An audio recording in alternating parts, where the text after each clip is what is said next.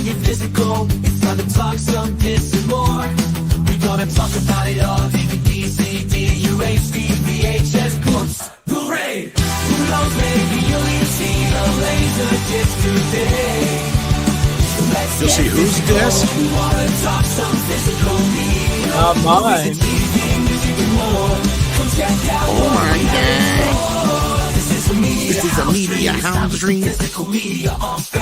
I know it was like really popular because it like won some Oscars and whatever, but Jimmy does that. It's got the Mighty Ducks guy. Got that guy. No! Yes, but no!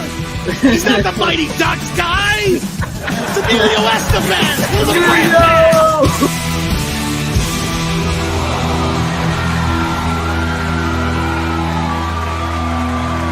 You can never have enough physical media.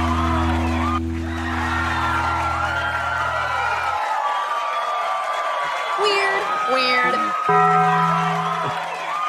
You quiero Taco Bell? Quiero Taco Bell. Quiero Taco Bell. Walker told me I have AIDS. Walker. Poor Walker.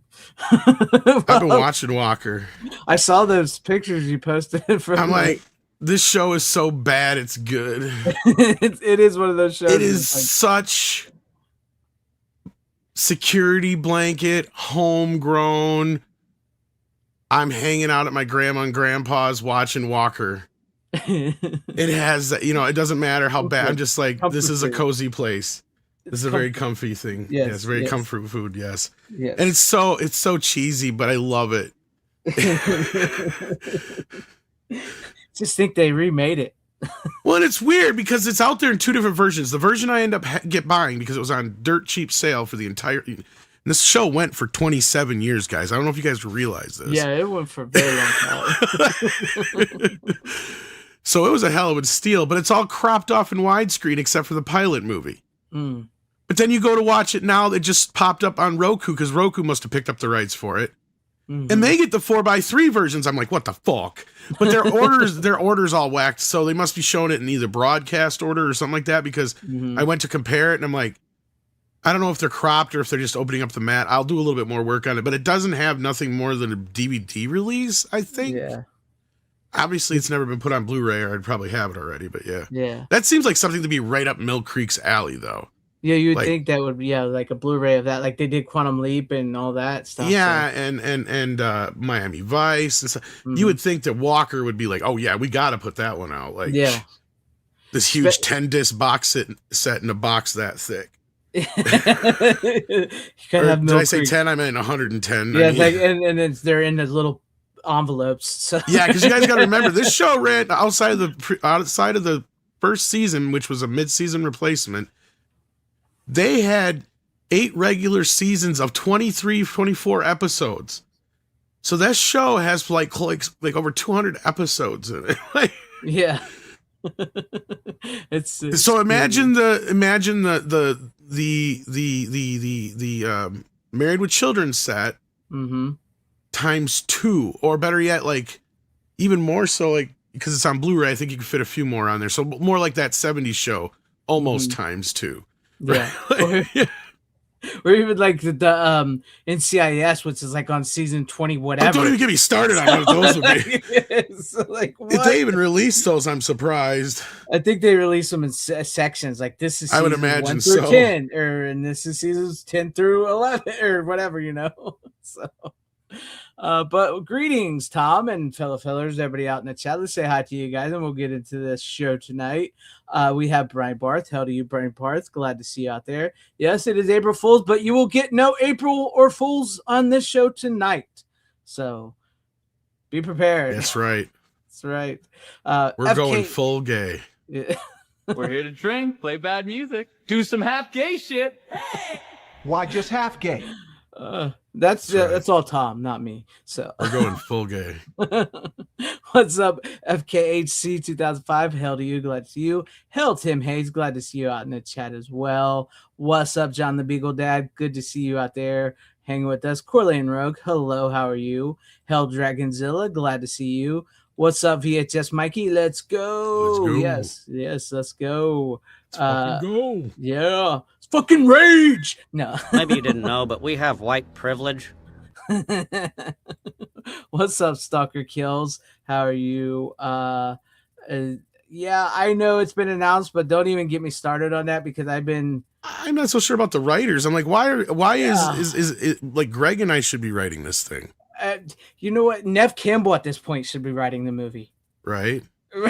And the like people keep coming at me because I made a thing about it. Because like, yes, don't get me wrong, I'm excited for Scream 8. I am because I like Scream 7.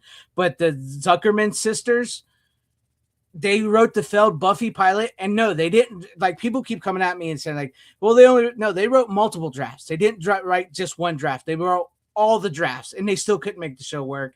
And then he keeps saying like, oh, they also wrote Poker Face and Agents of S.H.I.E.L.D. Is that supposed to instill confidence that's in not me? that's not ringing endorsements for Scream. Exactly. It's like Agents of S.H.I.E.L.D. was the worst Marvel TV show they put on. Yeah. And Poker Face is by Ryan Johnson, one of the many killers of Star Wars. So yeah, why would I be Poker happy? Face, but yeah, like I tried to like Agents of S.H.I.E.L.D. Right. Like you get to your point where you're just like, you're trying to convince yourself that it's a good show. Yeah. You're just like, this is a good show, right? Like it's got to be me. And then you get to a point where you're just like, no, fuck this show. It's stupid. Yeah, it's so bad. It's so bad. And not only that, I felt like we were sold a false bill of goods anyway. But you were about to say. No, you're right. No, I was agreeing with you on that. Yeah. It's just like, yeah, I want to watch. Yeah, I would love. I felt like Scream was getting back on track, but sadly, I know we're talking about again. I'll save that for the horror channel. So, well, it's kind of ironic because my first pick tonight is Scream. I know you're fucking with us. April Fools. April Fools. I was wrong. I guess there was some April and there was some fools. So, and what's up, Rick? Glad to see you out in chat. You know, Rick, I have a request for a movie I need to get to you.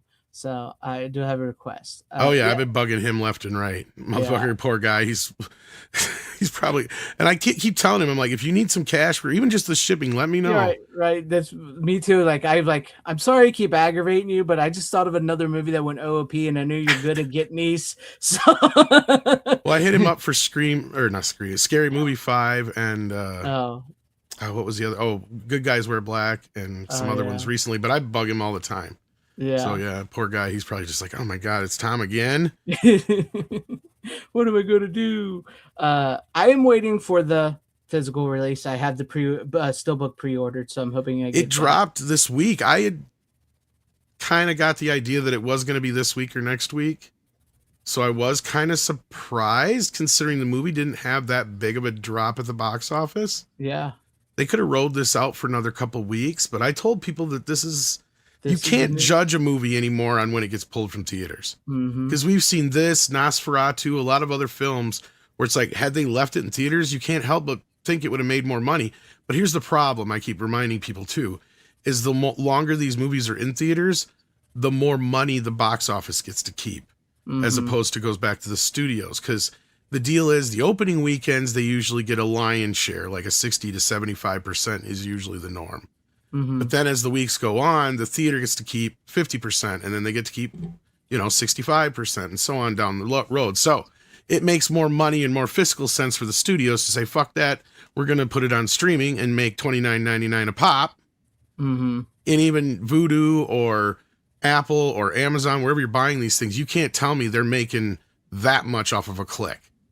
I mean, again, they have to have storage and all that business, but I mean, they're not paying all that much. I'm sure the studios are getting a lion's share. And I was kind of told this when I was nosing around with some other business, because I was trying to get to the idea, and I kind of had that hunch already. But yeah, I was pretty much confirmed by the people I talked to that, yeah, once these movies hit a certain threshold of like, okay, they're making less than the theaters are, they will pull it and make more money and they see it as more money on video on demand. But the studios just haven't quite realized yet the amount of revenue that they're screwing themselves over in the lifespan of a film. But anyhow, back to the hello. It's true.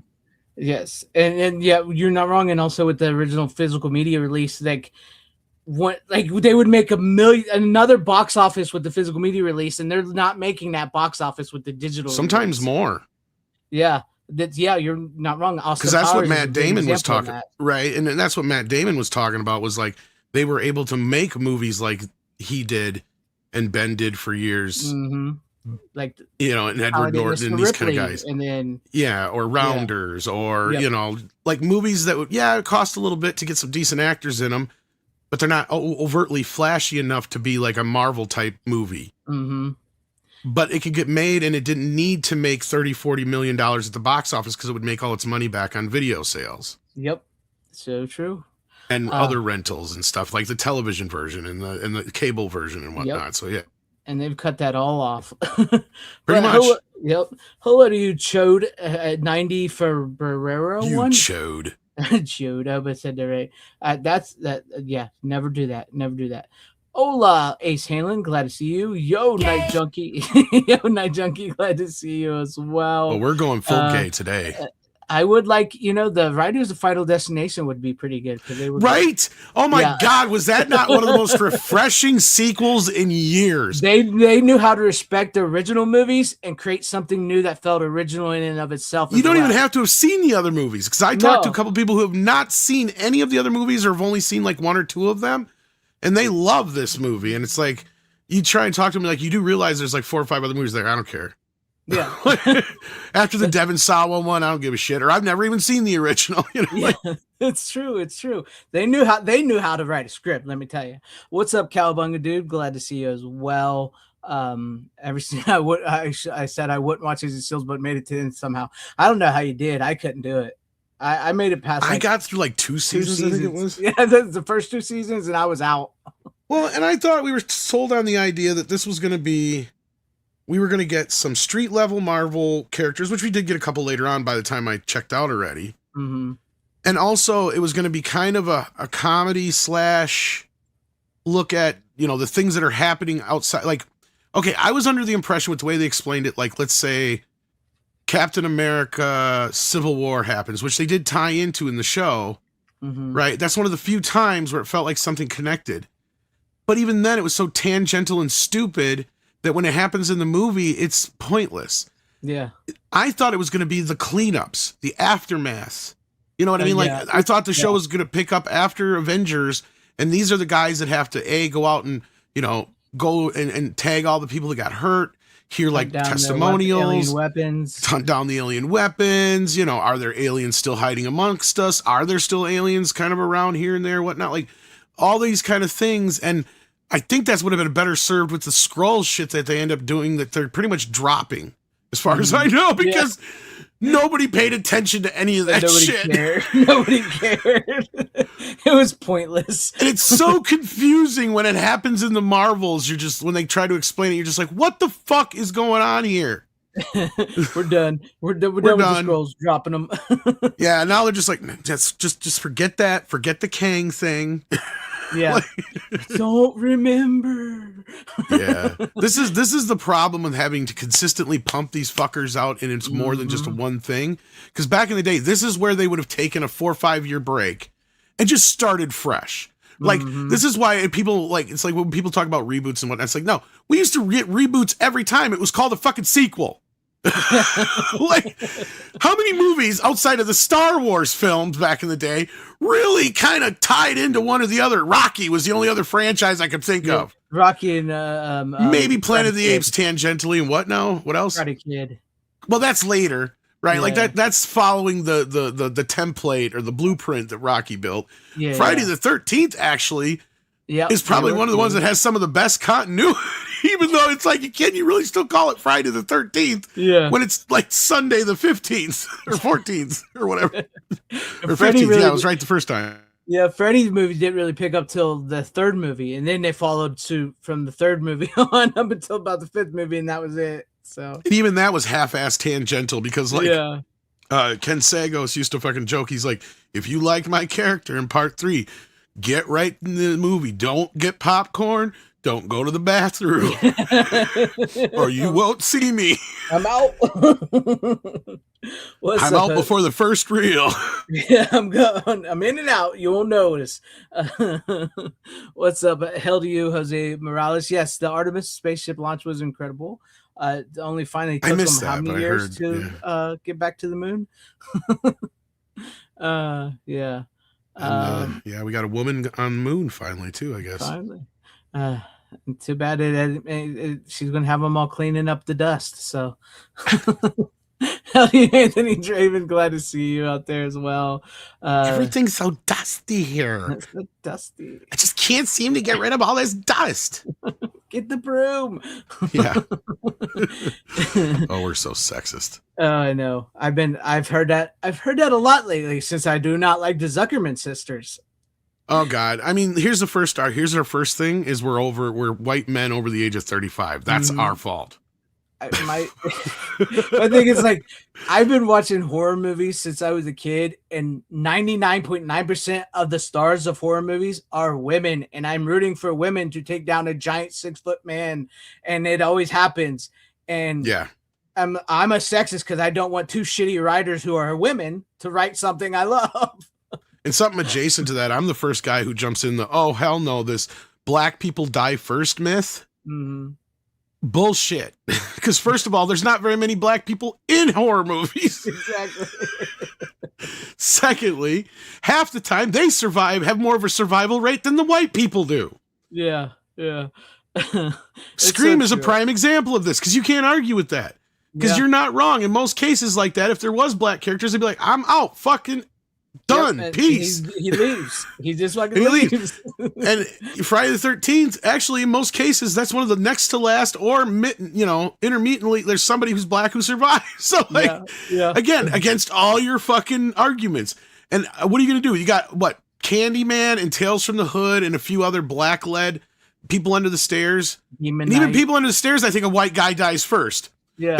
I think I made a point of that when I watched it, because I have hated that myth because it was put out there by a comedian. Yes, it's funny for a little bit of a bit, but you have to at least concede that it's not very true. And the punchline is because there isn't that many black people in horror films before the other one, Jordan Peele. You know what I mean? Like there just wasn't. I mean, yeah, it's true. It's true. You're not wrong. What's up, Style Section? I mean, there was Blackula, there was a few, but you know what I mean? Yeah, but anyway, No, you're right. There was a bunch of them that people often it's overlooked. It's a modern day revisionist bullcrap that I can't stand. Yes. But yes, hell to use a Style Section. Glad to see you out there as well. You fucking hit me with the phone, dick. So you're not gonna really call the cops, are you? My mom and dad. I know people absolutely hate us. They hate us. I love that bit. I know it was real. The movies don't make psychos. The movies make psychos more creative. Which is sad because that movie has probably been blamed for more murder sprees in the last few years than any other horror movie in the past. But yet it gets the pass. Yeah, I'm not kidding. I have seen no less than 2 true life crime documentaries where Scream was the catalyst. Yep. And there was also something that happened around the same time. So there's like 3 incidences that are similar that I don't know if the movie had been out yet or if I can't remember. The murders actually happened on Friday the 13th because those are actually called the Scream / Friday the 13th murders because it's almost exactly like what happened in Scream. Yeah, it was fucked up. The Dexter murders too. So there's a couple of them, but like I think this one is actually predates Scream a little bit. But what happened was like just the short version is this kid just went nuts on Halloween and just started murdering people, and the cops literally were like on this fucking race to figure out where he's going next and what's going to happen. And it was the same kind of like phone calls and other crazy bullshit that's in Scream. It's like, is this partially where they got the inspiration for this shit? It's part of the Gainesville Ripper. Is part of the I know. There's a lot of stuff, but then, like I said, there was a lot of incidences that happened not too long after and over the years where they've blamed Scream or say they got the idea from Scream. But It's sad though. To me, it's like you clearly didn't watch Scream 2 then, did you? Yeah, exactly. But yeah, I would say Texas Ranger is a good show if you like. Fuck yeah! Yeah, if you like campy good Chuck Norris kicking ass, homegrown comfort. You just can't take it overly seriously. That's all. Exactly. We know this is a fucking wet dream, a conservative's wet dream. Okay, like I'm not gonna fucking lie. It has every hallmark. Like you have nothing more 90s than every shirt that Walker wears in this show. And Chuck Norris is the only guy who could get away with that. Like, we all tried to dress like that in the 90s, but It's true. Well, I did the flannel look and everything at times, so I fell all over the place. I just could not find my niche, however you say it. Like finally I was like, okay, black shirts and shorts and or sweatpants or jeans, and I like Nikes. I was always the nerdy guy, right? And I was so like now that I'm older, I do the leather jacket and like the dark shirts and everything like that. But like I couldn't pull that shit off when I was younger and way fatter. I couldn't do it. Well, now my public image that I go out when I go out, like when I'm home, mostly it's just like my fun shirts like this one. Yeah, I mean I still wear my shirts like that. But when I go out, I slowly realized that I started to dress more and more like Tony Soprano. It's weird, but yeah. I actually had to stop wearing. Well, I didn't have to, but I did stop wearing like graphic shirts when I was in freshman in high school because I got bullied. And I was like, I'm not. My problem was I couldn't get any of the cool ones because I was a fat kid and they never made anything in my size. Right. So that was that was also the problem too. Is like you'd go to like Walmart or the stores and be like, "Where's the 2XL? Where's the 2XL? Where's the 3XL? Damn it, they're all gone." And back then, they didn't make adult shirts like this. Yeah. Right? Not often. Yeah, so, like, unless you got lucky, like for me, like, I think the only reason I had like a Simpsons shirt is they actually made adult size shirts for them. Mm-hmm. So I was able to get like a large adult to fit me or something like that. Yeah, I was a big kid. Yeah. So was I. I mean, we always had to like for some reason, even though I never watched basketball, was like we always had Chicago Bulls stuff or Hornets. Right. That was like always in the 90s. Salute Steve Indley. Seems glad to see you out there as well. Yeah, sportswear got big in the 90s. You're not wrong. Yeah, and I never even watched basketball. But okay, let's get ahead and get to the let's releases. And there was a lot of releases. Like you're welcome. I just bought a steelbook of The Faces of Death. Yep. So you're welcome. So you're getting a 4K Faces of Death from Vinegar Syndrome. The fucking original, assholes. The original. And just for that, I might buy that from you guys, or I might just wait. Yeah. I still ain't done an order for the last couple of fucking. Because this, look, I love Vinegar Syndrome, but they're expensive. They are. I haven't bought from them in a while because of that. So, what's up, Psychonaut, your daddy? Glad to see you back out there. I hope all's well with you as well. But okay, we do have Harry and the Hendersons. Day of the Dead 4K from Shout Factory. 4K of the Burbs from Shout Factory. Yep. Stone Book, Flintstones 4K. Yeah. From Shout Factory. We have them. Which I was surprised because I thought Kino was getting the Flintstones. But yeah, which is kind of interesting though. It's like the Shout Factory actually had some good ones this week, but I think that has to do with Radio Entertainment, which owns them now more so than Shout Factory. Yeah, don't they have like almost a direct line with Groove and Groove is Universal, so I'm not surprised. I mean, so basically they have their own boutique company in house now. Yeah, pretty much. That's what you would think. So that's where it's going. But Them, the 1950 sci-fi movie, Them on 4K is coming. All these are coming out in June as well. And just so to make sure you guys are even more sick of us, Scream 4 is coming out in June on 4K from Lionsgate. So yeah, and I've already heard some weird things about how it's going to differ from the streaming version we have now too. So I'm kind of worried because I guess the color timing is way different. Oh, and I know and it's been darkened a little bit, so we'll see. I know they were saying there was like a Vaseline wash on like the Blu-ray. Yeah, here's the thing: is I think that one was shot digitally. Mm-hmm. So again, I'm not 100% sure because I watched the 4K version, and I think I talked about it when I brought on the Blu-ray again. I was kind of like I bounced between the two of them just to check. There is more clarity, like there's more resolution as far as seeing certain smaller details, but it really enhanced a lot of the grain, and it's almost a digital grain more so than a film grain. So they must have combated that on the upcoming 4K Blu-ray, because some people were already talking about it, that they've seen it or they have it in their hands already or whatever. I don't know, possibly, review copies or whatever. I can't believe they get them this soon. But from what I'm hearing is that it's very dark on the Blu-ray. We can use some review copies of things, people. Right? If anybody listens. So it might be a little bit of a trade-off, but there was some images floating around online, and they could very well come from the streaming version too, for all I know. But it also depends, I guess, on where you're streaming it from. Exactly. So that's another thing too. But we'll see how the Blu-ray looks. Lionsgate has mostly been hit, but they've been a little miss. And oh, by the way, that reminds me, actually, I haven't heard a word about it, if they're going to fix it or not, but there's clearly some I wasn't wrong. I'm not the only one who was pointing out the issues with Leprechaun. So I hope Arrow hears us. There's something wrong with Leprechaun. Yes. Lionsgate. Who did I say? I'm sorry. You said Arrow. So it's Arrow. Lionsgate. I'm sorry. Yeah, Lionsgate is who I meant. Yes. Yes. Yeah, Lionsgate, listen to us, because the color timing is fucking off, because I thought so too when I checked the Blu-ray. The Blu-ray almost looks better than the 4K because of all the issues the 4K has. The color timing's off.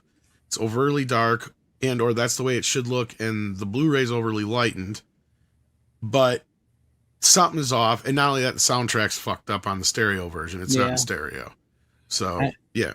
Yeah, I think CHH was talking about that or something as well. So, yes. He might have been the other one I heard talk about it. Because I know there was at least 3 or 4 other people that pointed out. I'm like, okay, so I'm not alone in this. Yeah. Because I noticed something was fucking off. Yep. And then we, like you said, Harry and the Hendersons. What else do we? We got the Faces of Death. We got Pirates of Penzance. It's coming from Kino. Yes. Let's see here. The Rambo box set has finally been confirmed. Did we get the new Arrow releases from last week yet? Did we talk Mortal Kombat 2? Oh no, we did not talk about the Mortal Kombat stuff. Yeah. Jackie Chan breakout hits. Hole in or Wake in Fright. Sorry, what the fuck am I talking about? Oh, yeah, and then is it Hard Boiled? What is this one? I can't fucking read it. Anyway, it's too small. And then we got Marlowe. And I'm looking forward to that Jackie Chan box set. I'm curious what's in there. There's 2 different versions here. It looks like they're the same, but it's like the same thing they did with Bruce Lee. There's a red version and a blue version. So that'd be interesting to see. I don't know what movies are in there. But that's what I'm trying to see myself. Right? I don't know. Yeah, I don't have it here. Yeah, I'm trying to look it up real quick. Come on, give me the picture already. Where you at? So I can look at it a little closer. I think at least Drunken Master 1 and 2 are in there, but I'm not 100%. Because somebody was asking about, is Drunken Master from the negative? We also got Great Outdoors coming from Kino. I think we got that last week, though. So I think we're up to speed there. Let me double check. I know the Patriot with Mel Gibson is getting a 4K steelbook. Eraser, I think we've talked about that. It's getting a 4K steelbook, but they released the artwork finally for that. Yep. Here we go. I found the Arrow thing, so I could take a better look at it. Oh, come on, Kim. Let me see what you got there. It looks like it's got Thunderbolt, Mr. Nice Guy, Who Am I? I can't read the other 2. Drunken Master. Yes, Drunken Master 1 and 2, maybe, it looks like. I think that's what I can read on that one. Interesting. Yeah. Paramount or Universal's releasing Parenthood, I guess. That's weird because that's one you'd think Kino would get. You would think, yeah. You got Day of the Dead already. Speed Racer was the other big one that dropped. That's a lot of people are asking 20 questions about. But like, I couldn't make it through that movie. The movie sucks. Well, aside from the movie, it has technical issues because it's early digital, so it's stuck in forever in 1080p across the board. So this is going to be an upconvert of some sort. Oh, Rumble in the Bronx, then and Mr. I might have to get this one then. Yeah, there you go. God damn it. More money I don't have. Yeah. Yes, Hembry Jeremiah Dark Knight Trilogy is on 4K. It's been on 4K for a while. But Did yeah, Alliance Entertainment buy out Mill Creek? possibly. Because they're releasing Cold Steel and one of the retro VHS collector, but it says Alliance Entertainment, not Mill Creek. Weird. It's interesting. I mean, I know Alliance has bought up. They're doing all the MGM stuff for Amazon and all that. The Alliance for American Company Alliance.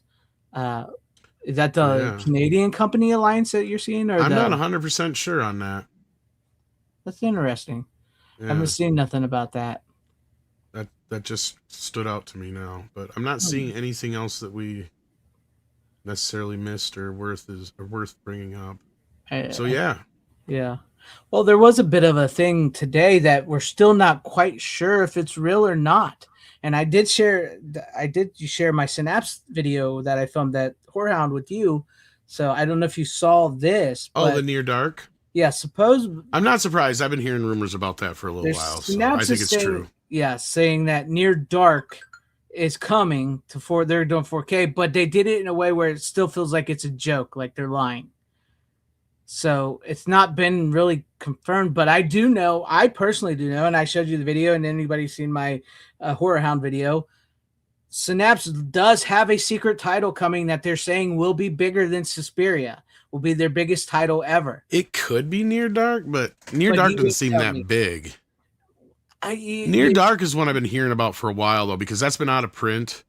But that's the thing is, like, it's been out of print, and it's got a cult following, not like a huge cult following, but like it's got a cult following. So I don't know if that'd be big enough to be the secret title, though, especially when you're releasing Fright Night 2. Well, that's some other shit. Red Shirt pictures. Oh, that's right. They're not the same company. Yeah. Why was I thinking Synapse was doing that? Well, Red Shirt works with Synapse. Like Red Shirt makes them, and then Synapse distributes. That must be what I was thinking. So, but like, yeah. So I mean, you never know. It's like all we do know is they do have a super secret big title coming. So that is for sure. It could be Near Dark, but almost that feels like that's too small. Like, yes, that is probably more Is it though? I don't know. But I mean, people have wanted Near Dark for a very long time. It's been out of print. You can't get it on Blu-ray or DVD. Yes. So it could be a bigger seller than Suspiria because so many people have been clamoring for a long time. That's a good point. Other than that, though, you would think prestigious wise, like, I'm sorry, but Suspiria is on a whole upper level from where Near Dark is. Yeah, I mean, you could do like the movie wise like that, yes. But like fans wanting wise, I could see Near Dark outselling Suspiria. Otherwise, I'm trying to think of what else could they have gotten their hands on that could be bigger than those two. Yeah. Oh, I know. Highlander 2. Could you imagine? That would be great. I will this into happening one of these days. Either way, I can tell you this much. Don May, the owner of Synapse, is a really fucking cool guy. Sorry, I shouldn't cuss, but he was really cool. I talked to him a lot the way I was there. Other than that video I recorded. He was like the only one, to be honest with you, like you had the Vinegar Syndrome, you had Orbit, you had I don't think Diabolic was there, but you had Orbit, you had Vinegar Syndrome, Severin, Troma, Full Moon. Outside of the guys at Full Moon, I talked to the people at Full Moon, but I didn't film them because it was, But what's funny is I got Baby Oopsie. Awesome. I got Baby Oopsie, and I realized I got to see the other movies for once. Yeah, because like, God damn it. Yeah. But so I'm like, when did because it almost has like this weird opening where Baby Oopsie's like fucking the Chucky from the Bride of Chucky. Mm-hmm. So I'm like, what the fuck has happened? Okay, I gotta go see then I looked it up and I'm like, oh, guess it does have continuity. Yeah.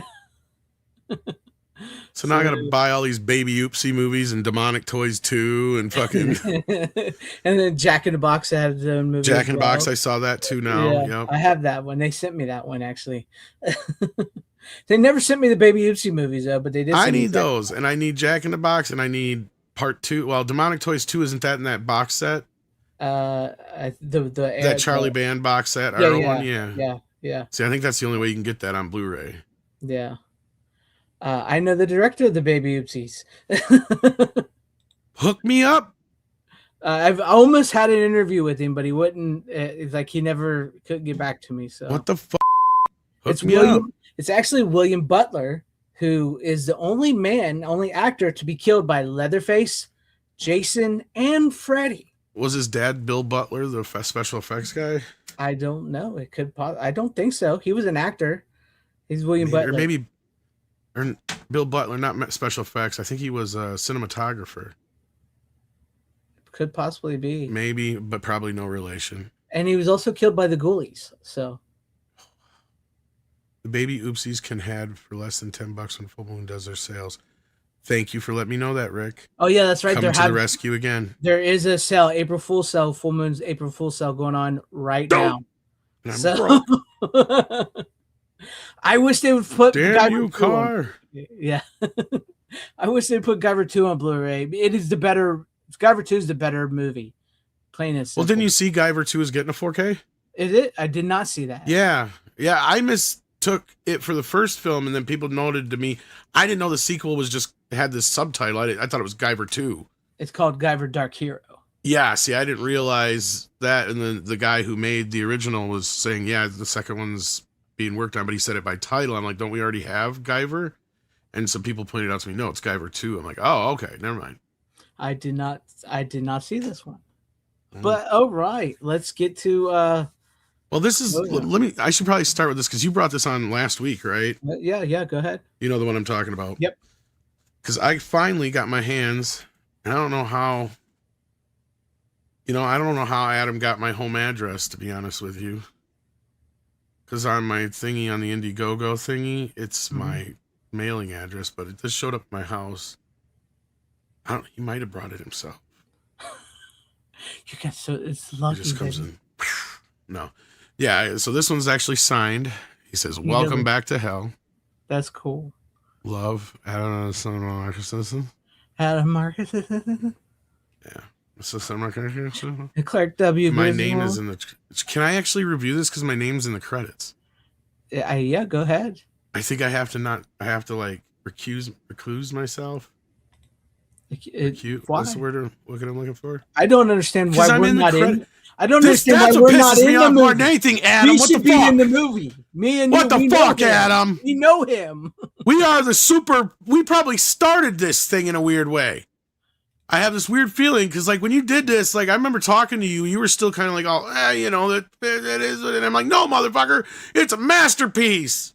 What masterpiece is that? Of course, Jason Goes to Hell, which I had to watch again. But anyhow, like, yeah.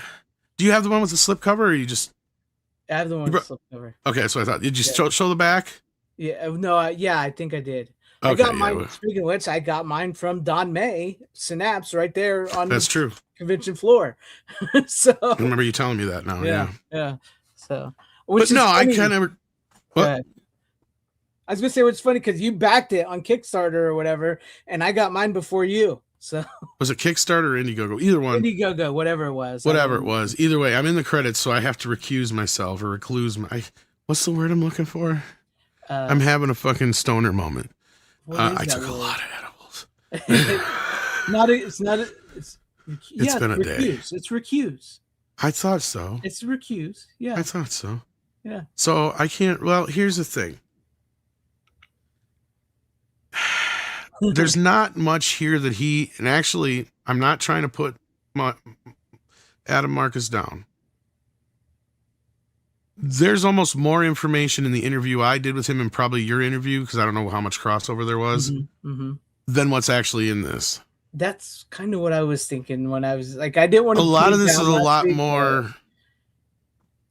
That's what I was going to say. It was a little more ego patting his own driven, ego. Yeah, than it was. Because he didn't get into half the shit he did with me, and I don't know how much he dove into it with you, but he's got this whole bit about Elias Voorhees, the brother of Jason, the heart of Jason and its significance, his whole other version and how much more it tied in with the Evil Dead. None of that is discussed here. Mm-hmm. Yes, they broach certain subjects, and I'm just like going, Adam, what is this, man? We could have done a little bit more help with, like, to help you with this. You want to know what the fans want to know about? All that stuff that's in our interviews, that is fucking gold. And as far as I know, we were one of the first places, if not the first, for some of that stuff to get out.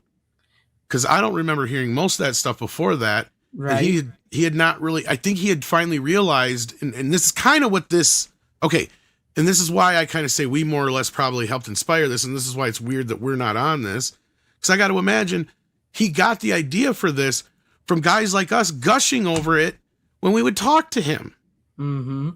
Because he's actually one of the few approachable directors. And he has no beef about talking about things in what seems to be a very earnest way, even if he is embellishing or, you know, whatever, sometimes some things, I'm sure. Mm-hmm. But like his story adds up when it comes to Sean Cunningham. Sean's doesn't. Right. So, and you know, and I know just as well as everybody else, Sean had fuck all to really do with the sequels. Mm-hmm. So he's always had it in for Jason. In fact, the quote has always been, "I hate that little shit," I think was. Yep. Yeah. He never understand it. So He couldn't get his head around. He's like, he's dead. He was just a catalyst. He's the whatever, you know, he wasn't supposed to be the, but it's like, what else are you going to fucking do, man? Like, Jason is now iconic as fuck. Yeah. And you can't tell me that a kid at the age of 23, and he's right, would go over his head and be like, no, we're taking the fucking hockey mask out of the movie. We're getting Jason out of this movie. Right. This movie, this script feels like a compromise. And that's why I gave Adam, and a lot of us also did, this thing of like, you know what? You actually tried something different. Not only that, we're learning that you had to compromise, which that completely makes sense now why you would take Jason out of a movie called Jason Goes to Hell. Yep. You want to know which Freddy movie Freddy has the most screen time in? I'm willing to bet, and this isn't even me looking it up. Somebody out there, go ahead and please prove me wrong. I'm willing to bet it's Freddy's Dead. Yeah, I was going to say, he's like in that more than I think any of them. I think he's in that one more than any of the other films. You're right. Yeah. Because even in New Nightmare, he doesn't show up until like 40 minutes into the movie. Like, that's the thing, like with like those and even like the original Halloween and stuff is like Freddy and Michael, and even in Jason, I think even in part 2, it feels like they're in the movie so much longer than they are because there's this foreboding presence that's Freddy's even less. there. But Freddy almost feels like more because he actually has lines. Yes, that's true. But that's to the point where in part 3, he almost gets a guest star, I think, fucking credit. Before they finally just gave him the billing above the title, which I think by post 4 was his.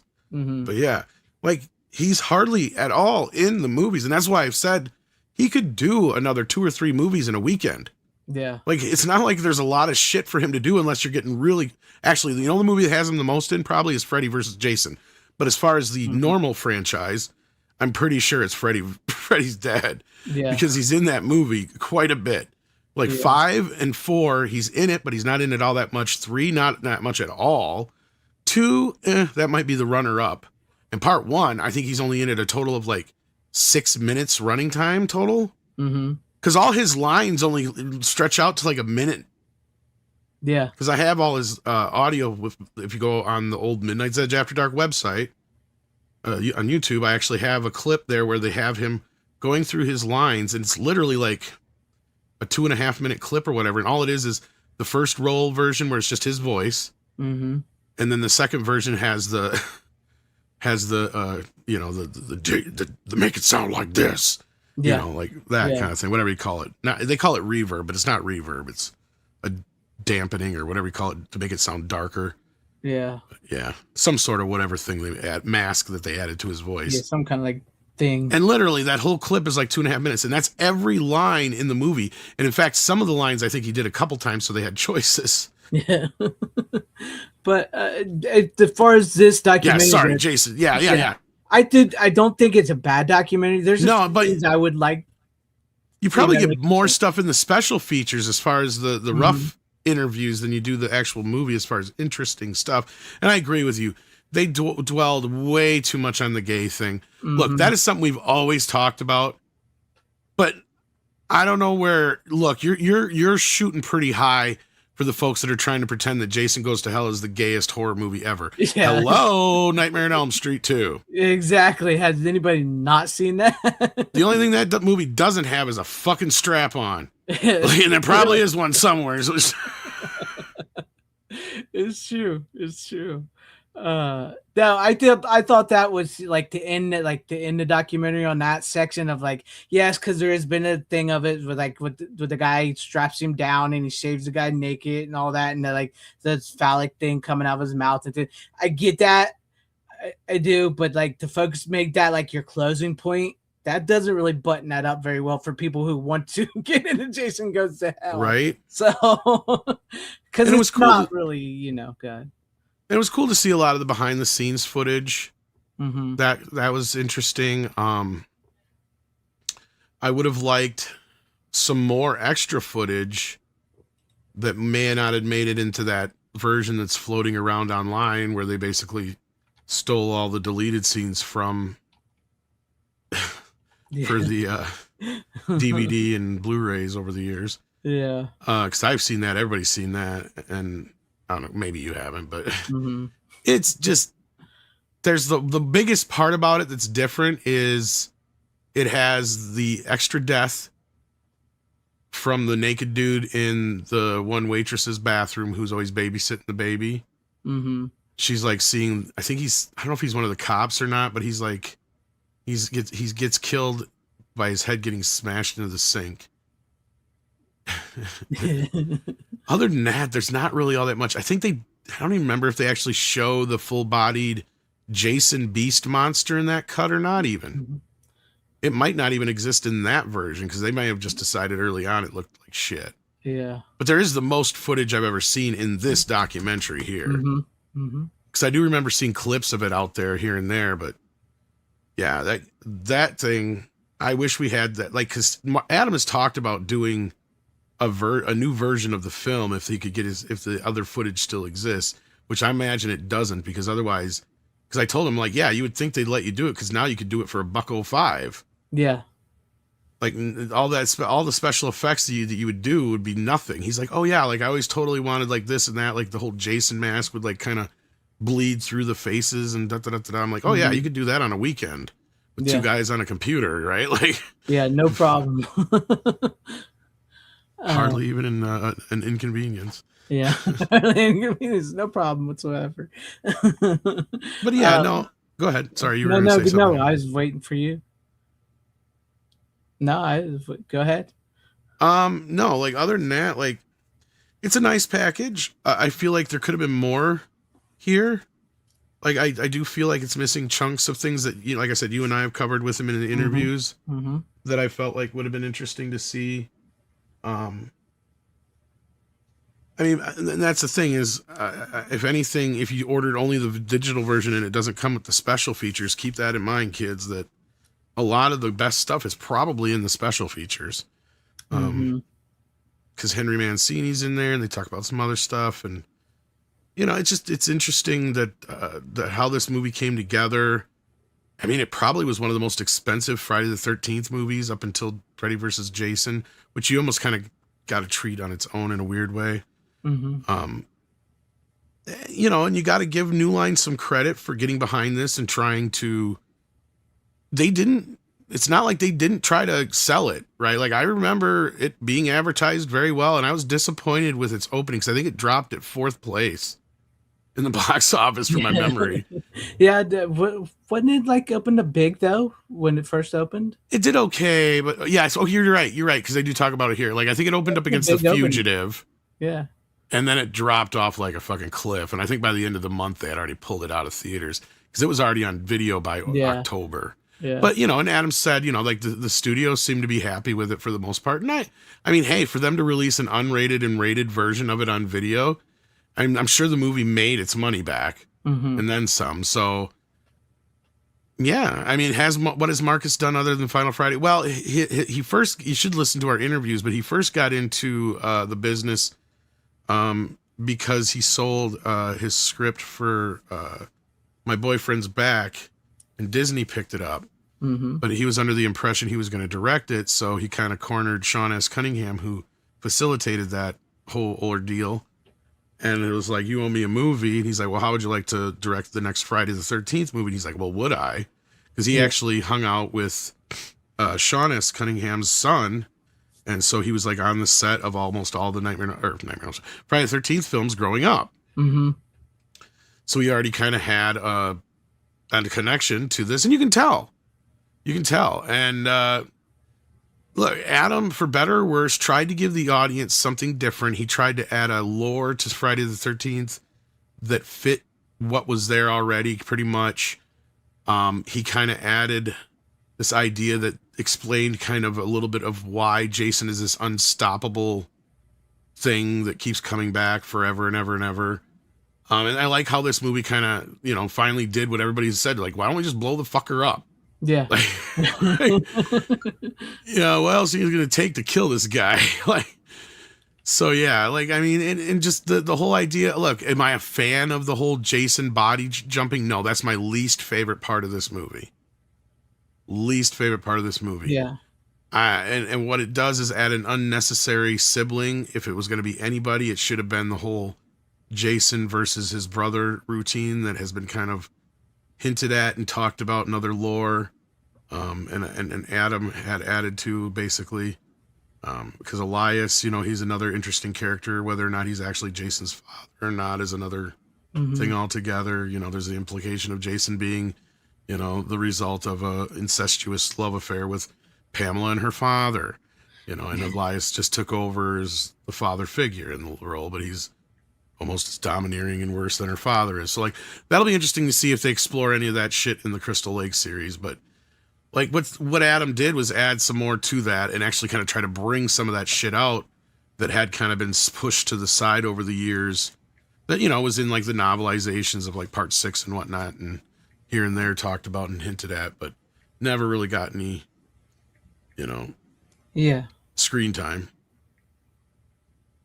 I mean, it would be interesting to see what they do, but with the Crystal Lake thing, but yeah, Adam had some ideas, and that's what I was kind of like when I was watching. I was kind of like, he felt like he told me more, and both interviews, because I was on the interview you did with him on Midnight's Edge, and then he was on my channel, and I kind of felt like he told us more in those interviews than is actually revealed in this, and I don't know. This felt a little more diplomatic, if you know what I mean. Like he didn't want to tell everything in this one. I don't know. Which is strange, but yeah, it's not a bad documentary. It's actually a really good documentary. It is. It's just, it felt like he was holding back or something. I don't know. I know they did lose some people that, over the time of trying to get it between, and they also got they had to go through COVID and everything else when they were trying to get this done.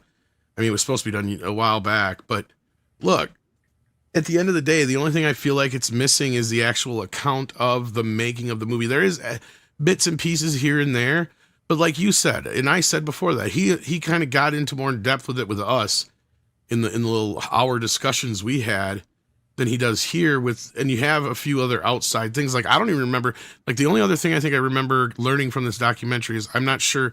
I mean, he talked to me a lot about Creighton Duke, and I'm sure he talked to you too as well about it. Mm-hmm.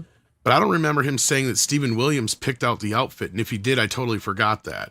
Yeah, I don't remember him saying that either. Yeah. Because Stephen Williams talked a little bit about how, he's like, they had this kind of idea of what he's supposed to look like in a script, but he's like, I want to look like this, which what he, picked out in the movie. And it was his design, basically. Yeah. And I love that fucking character. That is probably one of my favorite Friday the 13th characters. Yep. Even more than Tommy Jarvis. Yeah, and they even tried to. Somebody tried to connect him to Reggie, and even Adam told us no. I don't think not so. Adam. He's not Reggie.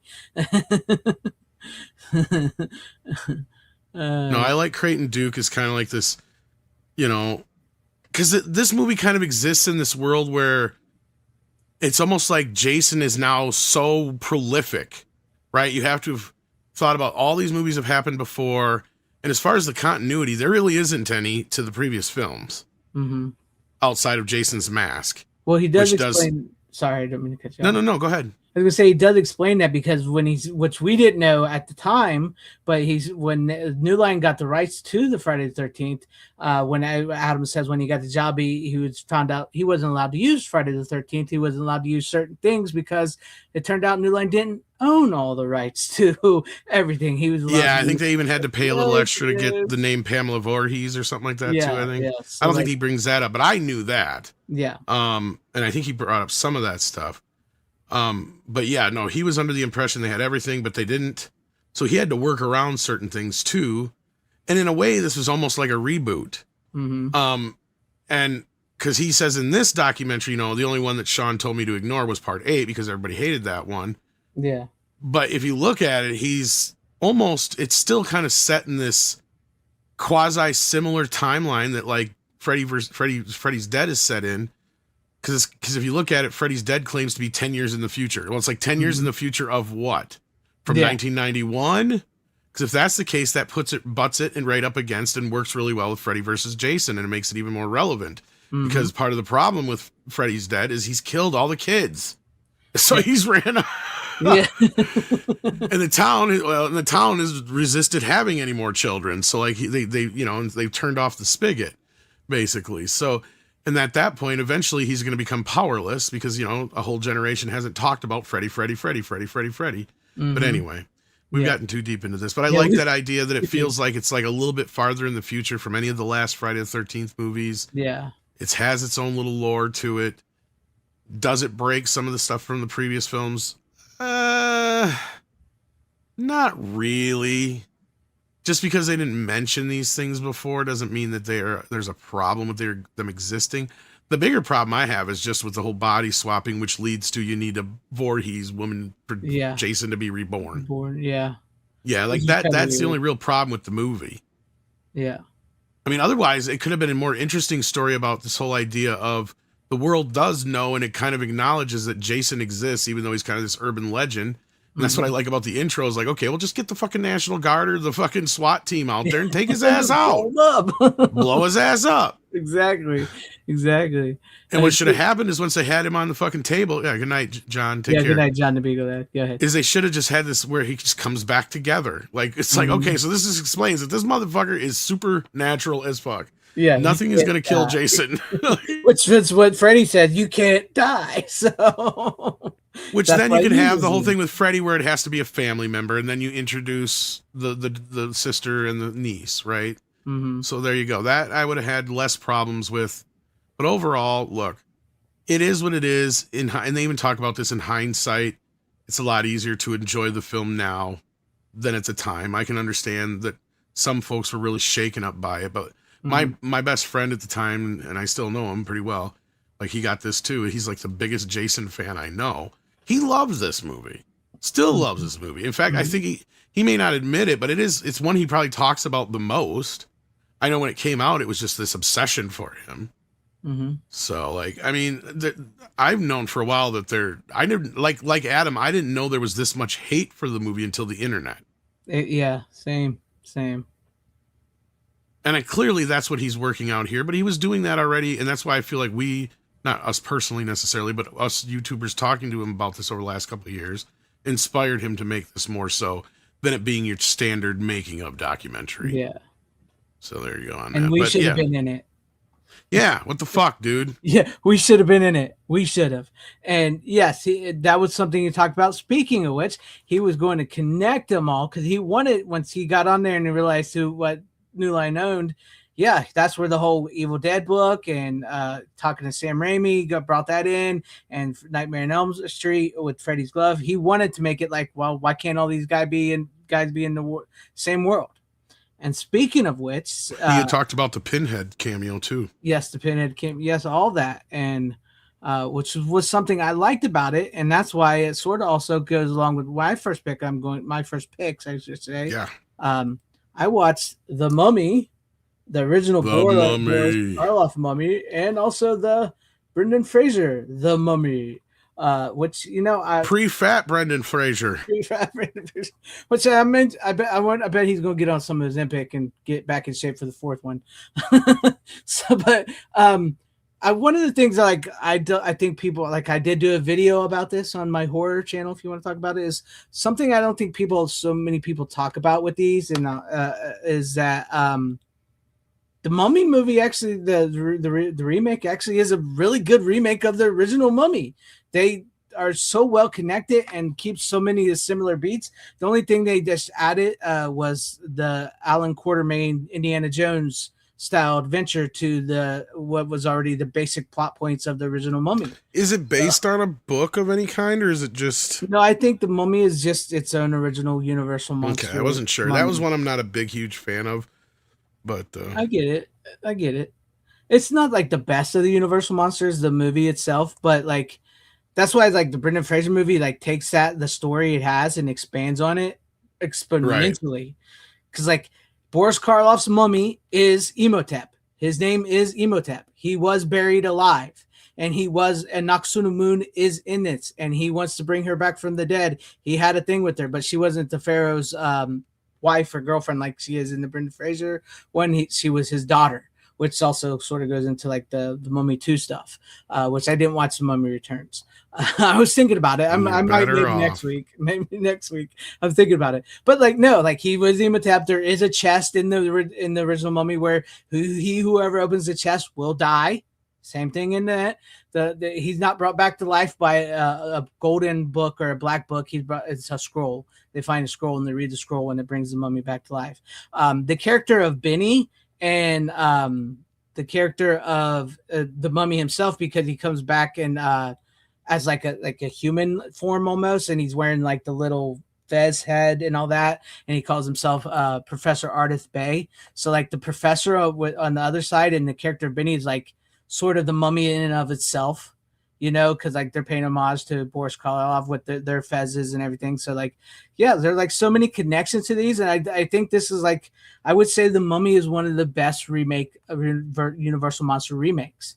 So it's definitely the most successful, I guess. It's the most successful. But it's as far as as far as a remake of a Universal monster movie, I think it's the best. I mean, we still haven't got a great Wolfman. I don't think you can really say that Dracula is a remake because Dracula is a book. So I actually like the Benicio del Toro. I remember I do too, but being a little too harsh on it at first, but now that I've seen it again in the director's cut and all that business. Yeah. But yeah. No, I agree too, because the Wolfman is my favorite. I know, that's Wolfman is my favorite Universal monster, and I love the Benicio del Toro one. I think it is a good one. I think it's underrated, but I feel like there's still something a little missing about that. Doesn't quite get there for me. But that's kind of the right idea. I mean, yes, you're not wrong. You're not wrong. And I'm glad that they're kind of with the Mummy. Look, I don't know if you've seen that trailer for the one that is coming out before the Brendan Fraser one. Yeah, Lee Cronen's Money looks. Oh my god! Once again, another Blumhouse movie that misses the mark of a Universal monster. Fuck. That trailer just turned me the fuck off. Right. First of all, it breaks so many fucking rules. Mm-hmm. And look, The Ring is the only one who kind of got away with it, because it's got the weird chick in it. But is she really a little kid, more or less? I don't know. I wouldn't say she's as young, but yeah, it's weird. It's kind of weird and hard to do kids in horror films. Mm-hmm. And you can't. No, her being the Mummy is so dumb. I don't like it. It's not really a Mummy movie. So that's what I'm saying. Go ahead. No, and just the text, the subtext of it all, or whatever, just the whole plot, the whole idea of what it's built off of, doesn't scream fun horror film to me. I'm sorry, but these kind of stories about kids and stuff like that shouldn't be in movies unless it's completely fictional and or treated in a way with some tact and class. Mm-hmm. I don't I know. If agree. y'all don't know what I'm talking about, check out this fucking trailer. It'll give you the heebie-jeebies in the wrong way. It's just, to me, it It's feels so- exploitative as fuck. It's yeah, and once again, it's another one of those like the Blumhouse Wolfman and Invisible Man, and now the Mummy is just like they're horrible. They're not, and that's something like I do want to see a little bit of is like when they readapt like the Universal monster that's an original Universal monster, make it a horror movie. Like, yes, I love the Brendan Fraser's The Mummy and everything, and it does have horror elements to it. But I do think like with the Mummy, but the original and that it lends itself to that because you get to like the Cairo, Egypt, the treasure hunters, scientists, so that bleeds into like the whole like action adventure / horror. But like if you're going to do like a scary version of the Mummy or a scary version of the Wolfman, because you got to understand these movies when they came out, they were considered horrifying. Right. People were scared of these movies. They hadn't seen a lot of that shit. Like even Yeah. like the Invisible Man, even more so, right? Like freaked the fuck out of people. Yes. And so like I think they either go sometimes they go too far in one direction, sometimes they go too far in trying to be like Tom Cruise is the Mummy. Let's make it an action movie. Or they go too far in like the Blumhouse, let's make it completely different from the source material and make a horror movie that has nothing to do with the source material in the first place. Right. But like you got to find the balance in there in the middle for these universal. They were kind of on the right path with the Mummy and then the Wolfman with Benicio del Toro. They just needed a solid Dracula. Yep. And you got, I mean, that's the problem is Universal didn't make the Bram Stoker's Dracula or the Kenneth Branagh Frankenstein, which both of those were all right. But like, again, here's my thing with this. And this is where you're right about how they used the story. Same thing with the Wolfman. They used the same story, but they just embellished it and leaned into, in this case, more of the, you know, like you said, Indiana Jones / serial treasure hunter, Alan Quartermain kind of thing. And with Benicio del Toro, it leaned even more so into the curse and the whole family bloodline thing, and it embellished that kind of stuff a little bit more, and was a little bit more of a, I don't think it's Victorian era, but a little bit later than that, but that era of, you know, type of, it fit. Yeah. Like, and again, that was the right idea.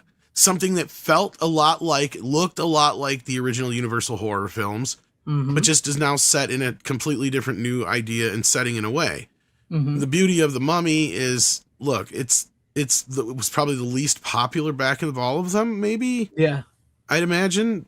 It's not. Yeah, it's not one of like the biggest of the big. No, so you can play with that one a little bit more. But it would be really cool to see a Frankenstein and a Dracula and a new Gilman movie that are all, you know, and all you got to do is follow what Monster Squad did.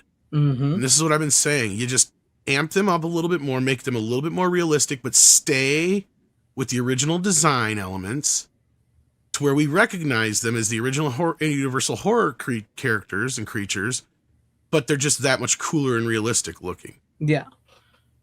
That's kind of what Monster Squad did. Yeah, you're absolutely right, and I think I think that's like where the Mummy and like you said the Wolfman also, because they were staying true to the Universal monster character in and of itself. My personal thing is like with the Wolfman is I like it, but I'm not sure if I quite like. I don't know if I think it might have been Benicio del Toro. I don't know if I like him, but I don't know. I just didn't feel like. I thought he was. See, I hated it the first time I saw it. But then, and maybe it's because I saw it the second time in the director's cut, because I don't think it was released that way in video, and I had not watched it since initially on video because I did not like it when it first came out. But and I watched it right after I watched the original again, and I was like, oh hell yeah, this is actually not bad. It's actually better than I thought. So I understand now why some people like this movie, and not only that, they were clamoring for the director's cut, which I think even got like a DVD release or whatever in the past, which is how people knew about it. But like, I just ignored it because I didn't think it was very good at my first watch. But yeah, I don't know. Watching it this recently when I got the 4K, I was sucked right into it. Now after seeing the other Universal version, I'm like, oh yeah, it's completely paying homage and hitting all the same beats, but just doing it in a more embellished modern way, but not modern like it's set in the modern times. But No. the reason why you do these movies, and I brought it up before, is like I don't have a problem with remakes. And especially like the weird thing is that we haven't had 20 more remakes of some of these horror films, because stop and think about it. We're way past the era of when they made the original Universal horror films and Hammer was redoing them. Mm-hmm. Right? And we're even farther from where they started trying to redo them again with the Mummy that you have now, which is in its 25th anniversary? Yeah, it's the 25th anniversary for The Mummy Returns. Exactly, the sequel, yeah. Yeah. Well, I think Robert Eggers is personally with the closest they've came was Nosferatu. I'm sorry, I know if some people that is going to be a tough one to beat. I just watched that again, and I just didn't bring it on because I brought it on so many fucking times. And I'm interested of his werewolf movie to see where he takes that, and see how that turns out. I'm very interested in that because like I said, the Wolfman is very. I think my thing is, I don't think Benicio del Toro is bad in it. I think he's great for his version of Larry Talbot, but I think it's what I'm missing a little bit is the way what's his name plays him. Lon Chaney Jr. plays Larry Talbot in the original. He's just like got this sadness to him.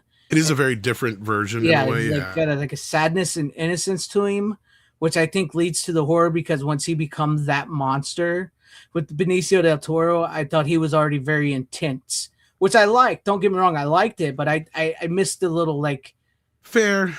You know what I mean? But just the OG comes off a bit more hokier to me, I guess. And it felt like it's different that way, though. And I mean, it felt to me like the Anthony Hopkins Benicio version was like, okay, we're going to take this as extremely seriously as we can. Right, like there's a little bit of tongue-in-cheekness to the original, and maybe it's because I was not as attached to that version growing up. Because for me, my big werewolf movie was American Werewolf in London. Oh, I love that movie too. Yeah, because that was one of the only werewolf movies my dad would allow in the house. So, and that's because he saw it as more of a comedy than a horror film. Which it is also a comedy. So yeah, because that's every time we watch it, you're like, yeah, the guy who made Animal House made this. So yeah. No, but I get that, because I get that too. But like with the Wolfman, to me was like my universe monster, so I like that performance. But I get where you're coming from. Mine was always Dracula. Yes, I love. I mean, I love them all. But now as an adult, I lean more into Frankenstein. I feel like that one has the more richer story to it. The more, it's almost like a graduation horror story, right? Like, yeah. The other stuff is elementary, Dracula, Mummy. Frankenstein, though, challenges you a little bit more and asks you to think about things. Other than, that chick's going to die. Yeah, it's the thinking man's horror. It is a little bit if you think about it, yeah. I agree with you. 100%. What's up, Clark the Shark? Glad to see you. It's about time you fucking get here. We need to you lazy bastard. It won't die. So anyway, you were saying about Wolfman, though. No, I agree. I think that's just my personal attachment to the Wolfman is I like the innocence of Larry Talbot, the way Lon Chaney Jr. played him, like the sad, like he's burdened, but he knows he's going to like be cursed or whatever. I like that performance, but I think Benicio del Toro's performance and Anthony Hopkins' performance is off of each other, and how it comes down to a werewolf fight. I think that is an amazing sequence in the movie and the way they play off each other so well. Yeah. But anyways, the Mummy and the Mummy Return, the Mummy and the Brendan Fraser Mummy. Seriously, guys, watch the original Mummy and then watch this, and you see how much it actually pays respect and honor to the original Boris Karloff Mummy. Like I think so many people overlook that because they always just see it's the Brendan Fraser Mummy movie, and I don't think they really look towards how it actually is really respectful to the original Universal Monster movie it is based off of. And I really enjoy that. So anyways, there you go. And yes, The Howling is an incredible movie. So I love The Howling as well. But what do you want to do another one, Tom? Go ahead. Do another one. Sure. I don't have the Wolfman, but I do have an original and a remake here. Oh, nice. It's the Running Man. Ooh. So Schwarzenegger, here's the OG from Paramount, which comes in a nice fancy steelbook bare bones edition. which I guess Cape Light put out a much better edition of that I might have to get my hands on someday. But yeah, there you go. Nice. But yeah, the Bachman classic, Running Man, which has a killer soundtrack, a killer cast, and a lot of killing. I'll be back. And also only in a rerun. Very prophetic with deep fake. So yes. And I love Richard Dawson in this fucking movie and how he just allows himself to play this sleazy fucking, you know, CEO / host of what he, you know, this game show, The Running Man. And yeah, so the basic idea is Schwarzenegger plays this cop who's set up for the murder of a bunch of innocent people because it's Los Angeles in the future of 2017. And how close was it for the riots in the street? It was actually, like I said, it was very prophetic. It was pretty predictable. Yeah, but it was food. It was for food, not toilet paper. Yeah. Anyway, no, and BLM and all that business. No. So Schwarzenegger refuses an order and they set him up for to take the fall. And he ends up on The Running Man, which is a game show where fugitives are given a chance at their freedom if they can survive the Running Man. And they're put up against a lot of wrestlers. It's true. Jesse the Body Ventura. Yes. Almost pitch perfect in this movie. It's like this dude is just playing himself. His self-absorbed, egotistical asshole. Just... like, oh man. And I mean the kills in this, the one-liners, Yaphet Kotto's in this, speaking of Freddy's Dead. Yep. I mean, this movie is so much fucking 80 cheese fun. Like, man, I mean, it's been a while since I've seen it. It's been a couple of years. It's one that I've seen quite often, but yeah, it's just one of those movies that I remember seeing as a kid. I'm sure my cousins rented it initially, and I'm sure I saw the TV version at one point. Whatever, you know, it was always kind of not like always, but it was just, you know, in the background there, here and there. It was not like super popular, but was popular enough considering Schwarzenegger would just get even more popular over the years. But then in their infinite wisdom, they decided to remake it with Glenn Powell and the motherfucker who I call the white Pedro Pascal, Josh Brolin, because he's in fucking everything. And surprisingly, I did not hate this movie overall. Ooh. It is almost so different from the other version that it almost would have done them better to just call it something else. And just said loosely based on the Running Man novel. Based upon however that goes. Yeah, I haven't seen the remake, so. Okay, because this is almost a completely different story. Completely different story. He's not a cop, and as far as I understand, it has more in common with, and I've never read the original novella, but my understanding is it has more in common with that. But it also does deviate, and there's not a whole lot in this that I would say to call it a remake, actually. This might actually qualify and quantify a readaptation. The only thing that kind of makes it a quasi-remake is the wink, wink, nudge, nudge of all the dollar bills have Schwarzenegger on them. Implying that he's the president, probably, I'm assuming. Yeah. But that you almost can let that one slide. Because they don't even bring it up. They don't mention it. It's all a visual gag. So, with that, I think this might actually, because I don't know if I'm sure I have talked about it with you, my definition breakdown of what is a readaptation, a remake, or a reboot, right? In this case, I don't think this quantifies as a remake. I think that's what they were also like, even, well, what's his name? Edgar, whatever, the director, I can't think of his name. I think that's even what he was saying when he was doing interviews for it, was like he was trying to get it across that, because I haven't seen it, so I don't know. But and then they did themselves a disservice then, yeah. Yeah, like, no, this isn't a remake of Arnold. We're doing the book. So I think that's what he was trying to get at. Nah, he should have called it something else completely. Because, okay, so the Glenn Powell version, same character name, but different version. He actually works in like one of the factories or whatever. Edgar Wright is the director. Yes, thank you. And he's been knocked down from, you know, his pedestal for He can't get any work anymore because he helped out too many people. So basically, he how no good deed goes unpunished kind of thing. So he's basically been blackballed, can't get any work. He's got a wife and they got a kid, and she's got a job, but it's not exactly, anything that they're happy with. Right. So anyhow, she's a dancer, let's say, or whatever, entertainer. Mhm. So he goes in because there's a whole bunch of different shows, not just The Running Man. He goes in with the complete intent of not doing The Running Man, because he sits down and figures out all these shows, because the whole motivation is their baby's sick. And in this world, it's so dystopian that they can't even get medicine unless you're the one percenters who live in this perfect world. There's, you can't just get into, right? So there's some of that kind of stuff in here. But anyway, so he gets the idea that, even if he just wins one or two of these shows or whatever, he gets enough money to buy the medicine for the baby. So he goes in, and of course he's so good, and all the things that he used to do to help save all his people in the conditions of the work he used to do make him ideal for the Running Man.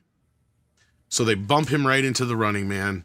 Mm-hmm. And it's all about if he plays ball or not. And it's a lot more of this espionage back and forth. Again, it's so different from the original. They should have called it something else and just said it's inspired by it. Yeah, it probably would have been successful if they did that. Because again, they are so different from each other. So fucking different. The tone, everything. Because even the bad guys, there's not a whole colorful band of wrestle style bad guys. It's just one group of hunters. They're called hunters in this. Mm-hmm. So that's it. And that's all there is. So to me, it is so different that it's the style of the first movie is a completely different tone, completely different movie overall. Yeah, it's not a remake. It's a readaptation, Boba Fett, full stop. So in this case, I'm going to give it that pass. This is one of the few times I was like, yeah, this is a complete. Now, did it need to exist though? That's the problem. Mm-hmm. Is Glenn Powell at the point yet where he can do a movie that was done originally by somebody like Schwarzenegger? The answer is obviously no, because it did not do that well at the box office. Right. So, unfortunately with that, the people who see it, most of the reactions are similar to what mine is. The third act to me is the worst part of the movie. It kind of wraps up in a way that feels a little kind of convoluted. But again, it's based on a Stephen King story, so go fucking figure. Yeah. Pretty much, right? Of course, the ending is going to be fucked up. Because he don't know how to write an ending. No, and as far as I know, that's also different from the book too, so yeah. Mm-hmm. And maybe even my favorite is I don't know if he did this with this movie or not, but I think maybe he had something to do with it. Is my favorite is we contacted Stephen King and he came up with a different ending for the movie version, and you're like, why would that's his new favorite thing to do? Yeah, maybe it's part of his deal. I bet it's why would you keep letting him come up with endings that keep getting worse? Well, to me, that's just him admitting defeat. But you're right. You're gonna let the guy fuck it up twice now? Yeah. Motherfucker couldn't write an ending to save his goddamn life. He, at least since Carrie, which even that is still arguably a ending. Mm-hmm. But still. Yeah. That's the thing with this one's style section. That one does count as a remake. Because they have so many nods and bits and sections of things that come from the original Arnold version that aren't in the book, that it is more straight up of a remake than readaptation. But this is a good one now. I have one that I can put in the definition of when I get into that debate with people. Because I'm not somebody who's always had a problem with remakes or especially readaptations. I have no problem with readaptations. Mm-hmm. If it's a book first, then give me 12 different fucking versions and I'll pick my favorite one. Yeah, that's why I don't mind. We got 30 Draculas. I don't mind. Yeah. King Kong, I didn't care that give me 5 more. Yeah. It's certain things don't deserve remakes or readaptations because if they're done so well the first time around. But if you're how many Robin Hoods do we have? Yeah, how many Robin? You're doing a new Robin Hood. You're doing a new Dracula. Okay, I'm willing to give that a chance. It might have something for it. Yeah. I mean, how many chances are we going to get? Everything I do, do it for you. And I mean, trust me, I think we still, yes, I've said 100 times, we need more original movies. 100% we do. But the way the movie ecosystem works and the way people are attuned to is you still need the IP franchises. You still need the IP names at times because that helps. So you can make, like, I believe Edgar Wright made this movie so he can make an original passion project. So that's why we have this, I believe. But I don't know if he's going to do it now because it didn't succeed. Well, and that's just it. Sometimes it's a generational thing. I think that every generation has a right to tell its own Christmas Carol or Dracula or whatever you want to insert here. Yeah.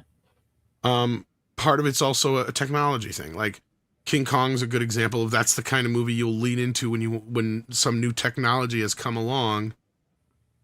And if you look at King Kong, it does have 3 stages of technology in the films that exist. The original is stop motion. The first remake is it has a guy in a costume and miniatures, and then the Peter Jackson version is CGI. And now so each one is blue suit guy with the dots all over him doing Kong. Well, that's what Andy Serkis actually did for the Peter Jackson one. So. Yeah. That's the problem is we've hit stagnation because like Kong Skull Island is all CGI. It's the same thing before. Yeah. Is it any better than the Peter Jackson one? That's debatable. Really, at the end of the day, I mean, there's more character in maybe the Peter Jackson one, but there's some character in this version too. I don't hate this version. Yeah. This is kind of a nice generic-ish kind of like, okay, kind of version of it. More so of the Tahoe version that we had before, Toho, however you pronounce it. But yeah. Do I think they should have gotten a game host for the villain? Honestly, the only thing it didn't bother me that they split it in 2 characters. The part that bothered me is that one of them had to be played by the fucking white Pedro Pascal, Josh Brolin. I'm sorry, I'm gonna make this happen because everybody's like, this guy's in every other fucking movie. Like he's been allowed to be too many people in the MCU already.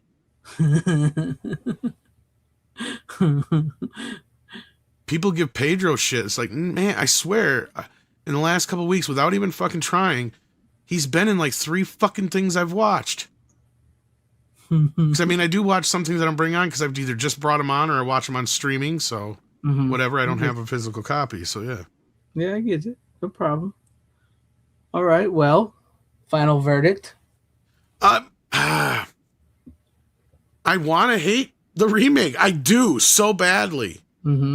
So badly, but there's not much to really hate about it. And that's mainly because Edgar Wright is a competent filmmaker. Glenn Powell is a very likable leading man. He does have the chops. I think this just might have been a few movies too soon for him. Right director, right actor, just wrong timing. Right. Get a few more hits under Glenn's belt, then you do this. Right. Because then he's at this level where you're like, okay, he is kind of like a new Schwarzenegger type actor kind of thing, you know? Between Top Gun and Twisters, you got to give him another bigger movie or 2. Yeah, where he's the lead. Where he's more like an action-y type guy before you lead him into an action-y remake. Exactly, yes. Or reboot or readaptation. Yeah, you kind of got to give him either something that hasn't been done yet or something that hasn't been done in a long fucking time. Then you lead him into this kind of a thing. Because that's my other biggest problem with, if you're going to do a remake, then the cast is important. Because you have to have that cast be as good or better than the original. And this is why nobody will ever touch the fucking Godfather. Because what cast, that's the reason more so than anything. What cast are you going to be able to find again that's going to touch that? Yeah, exactly. Because believe you me, if Paramount thought they could get away with it, they would have remade it already. What was that? You know, can you hear me? You checked out there for a second. You were saying something. Am I cutting out? Real quick you did, but you're back. Whatever you said just got really garbled. I agree with you. They'll never. Yeah, like you said, if Paramount could, they would have remade it already. So, yeah. Right. Yeah. So anyhow, no. I'll give the original like an 8 out of 10, and I'll give the remake 7 out of 10. There you go. And the third act is really the part where it starts to kind of fall into meh territory with a few things. Glenn Powell's going to play Brendan Fraser and Rachel Weisz's son in The Mummy 4.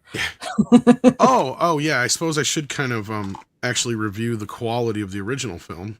Oh yeah, go ahead. The 4K of it. Yeah, it's okay. There is some places where clearly there's been some DNR. For some reason, the original soundtrack is not on here, just a 5.1 mix. Mm-hmm.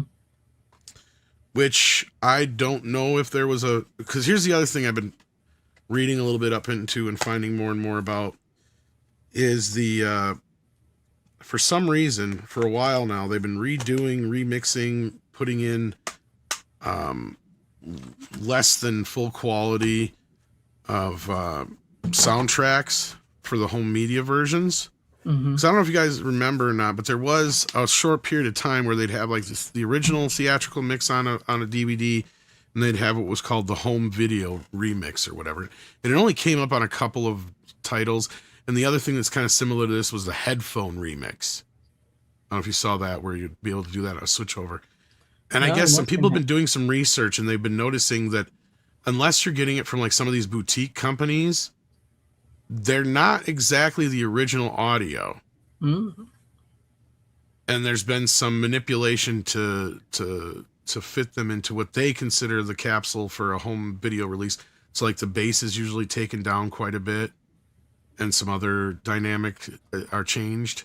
And this goes beyond just audio cleanup. I'm talking about, this is just something that's happened since the days of DVD. And this is where people have been noticing, and this is where I've been talking lately, where it's like, if I do get one of these like really good Vinegar Syndrome or Arrow releases, where I'll generally switch over to the original soundtrack, because the original soundtrack sounds more correct to me. Yep, I agree. Me too. I tend to do that as well. Because for some reason, when they're doing these cleanups, it's not so much that they're changing the placement of some of the sound effects. It's a lot of time that the remixes are doing so much cleaning that they're missing ambient noise and stuff like that, which is supposed to be there. Like, to set Much the like mood. film grain. No film grain is supposed to be there. That ambient noise is supposed to be there. That's a great example. Thank you, Greg. I was trying to think of it. Yes. So it's a audible version of that, right? So to me, it's something that does need to be addressed more. Now, some of the studios have been once in a while throwing them on there, but I guess they're also compromised versions sometimes, depending on the source of where they're getting them. And again, like I still scratch my fucking head. The Leprechaun being a good example of this, of how the 2.0 track wound up being some crappy mono version, when I know the old stereo track sounds really good. And as far as I know, it was the same version that's been on the old Blu-rays before. What the fuck happened? You can't tell me there wasn't enough room to just bring over the old DTS 2.0 track. Yeah, especially on a 4K disc. So. Right, that's my point. Yeah, yeah, exactly. It's and insane. not only that, it's down sampled to like 192 kilobytes. I think they're getting, and it's in lazy Dolby with the Digital. sound. I feel like what they did is they grabbed it from a bad source. It's not even the one they had on the old Blu-ray. Like, it's like you could have just completely ported that over. If Rick's in the chat, he knows what I'm talking about. You could have just completely ported it over. As long as it's sunk up with the picture, then you're fine. And they didn't change the image at all from both versions. I'm still not even convinced this scan is a brand new scan, because the old Blu-ray looked pretty fucking good back in the day. Yeah, it's I mean, I watched it this past St. Patty's Day. It still looks pretty damn good. The Blu-ray does. So yeah, Boba Fett. I learned about this when I was looking into the special features, because I was really pissed that the Schwarzenegger movie didn't have zilch for fucking special features. Nothing. Not a goddamn thing. And I heard that there's a German release that has not only special features, but as you point out here, the original audio too. So, not that the audio on this was bad. This is a movie I feel like I remember having a really cool stereo soundtrack for back in the day. Because you guys got to remember, it was kind of hit and miss until the 90s what movies would get a stereo soundtrack or not. So, like, some of those old stereo surround tracks are pretty fucking good. Like, they found some ways of making it sound pretty awesome with just two channels by hiding in the negative space of the audio, like these things that would come out of the rear ports and stuff like that. And they came up with really neat matrices and ways for this to work with your home theater, let alone the ones you go to see in the theater, right? And yes, they did have Yeah. multi-channel mixes for some movies, but those were generally movies that only got lucky enough to get a 70 millimeter release. Right. Because up until the 90s, even the multi-channel release of a movie was very, very, very rare, let alone stereo. Mm-hmm. So, Yeah. Oh, well, there you guys have that. there you go. Yeah, do you want me to do one or do you want to do another Go ahead. one, I got or- 2 picks, 2 rounds left anyway, so it's up to you. Okay. Speaking of the 90s and some sort, not so much going along with. Somebody told me life was gonna be this way. Speaking Sorry. of like virtual reality and stuff, how many of you remember the movie Arcade from Full Moon Features? God damn it, that's another one I've been wanting to get. And then you're gonna tell me they sent me this for free. No, I picked this up. No, this is the one you bought at the convention. Yeah. How does it look? Because I know this was one that and didn't Robert Meyer Burnett edit that one? Did he? I think I so. don't know. This was directed by Albert Pyun. I think Robert was the editor on that. It's or presented co-editor. in. I have to check that out. I don't see his name on the back here though. I don't know if he's credited or not, or how he's credited. Probably but- not credited. Directed by Albert Pyun, starring Megan Ward, who I always had a thing for. She was hot. Peter Billingsley, Seth Green, John Delancey. Written by David S. Goyer. It's presented in a 4:3 aspect ratio. I think it might be open matte, to be honest with you, the way it looks. Most likely, those all were back yeah. in the day. Yeah, it doesn't look bad at all. The CGI is very 90s, and So did they have? That was shitty. my question. I guess is it all up converted, or does it feel like most of the film stuff is actually from film stock and just the CGI? It where feels looks like weird. Yeah, it feels like most of the film stuff is filmed because you do see like certain like blips and stuff at times when they're like in the real world. This movie is like basically like Tron meets Lawnmower Man meets 90s grunge kids, teenagers. That's this movie, right? So like when they're in the CGI world, it kind of it doesn't look maybe quite as good as like when they're in the real world, which clearly is film.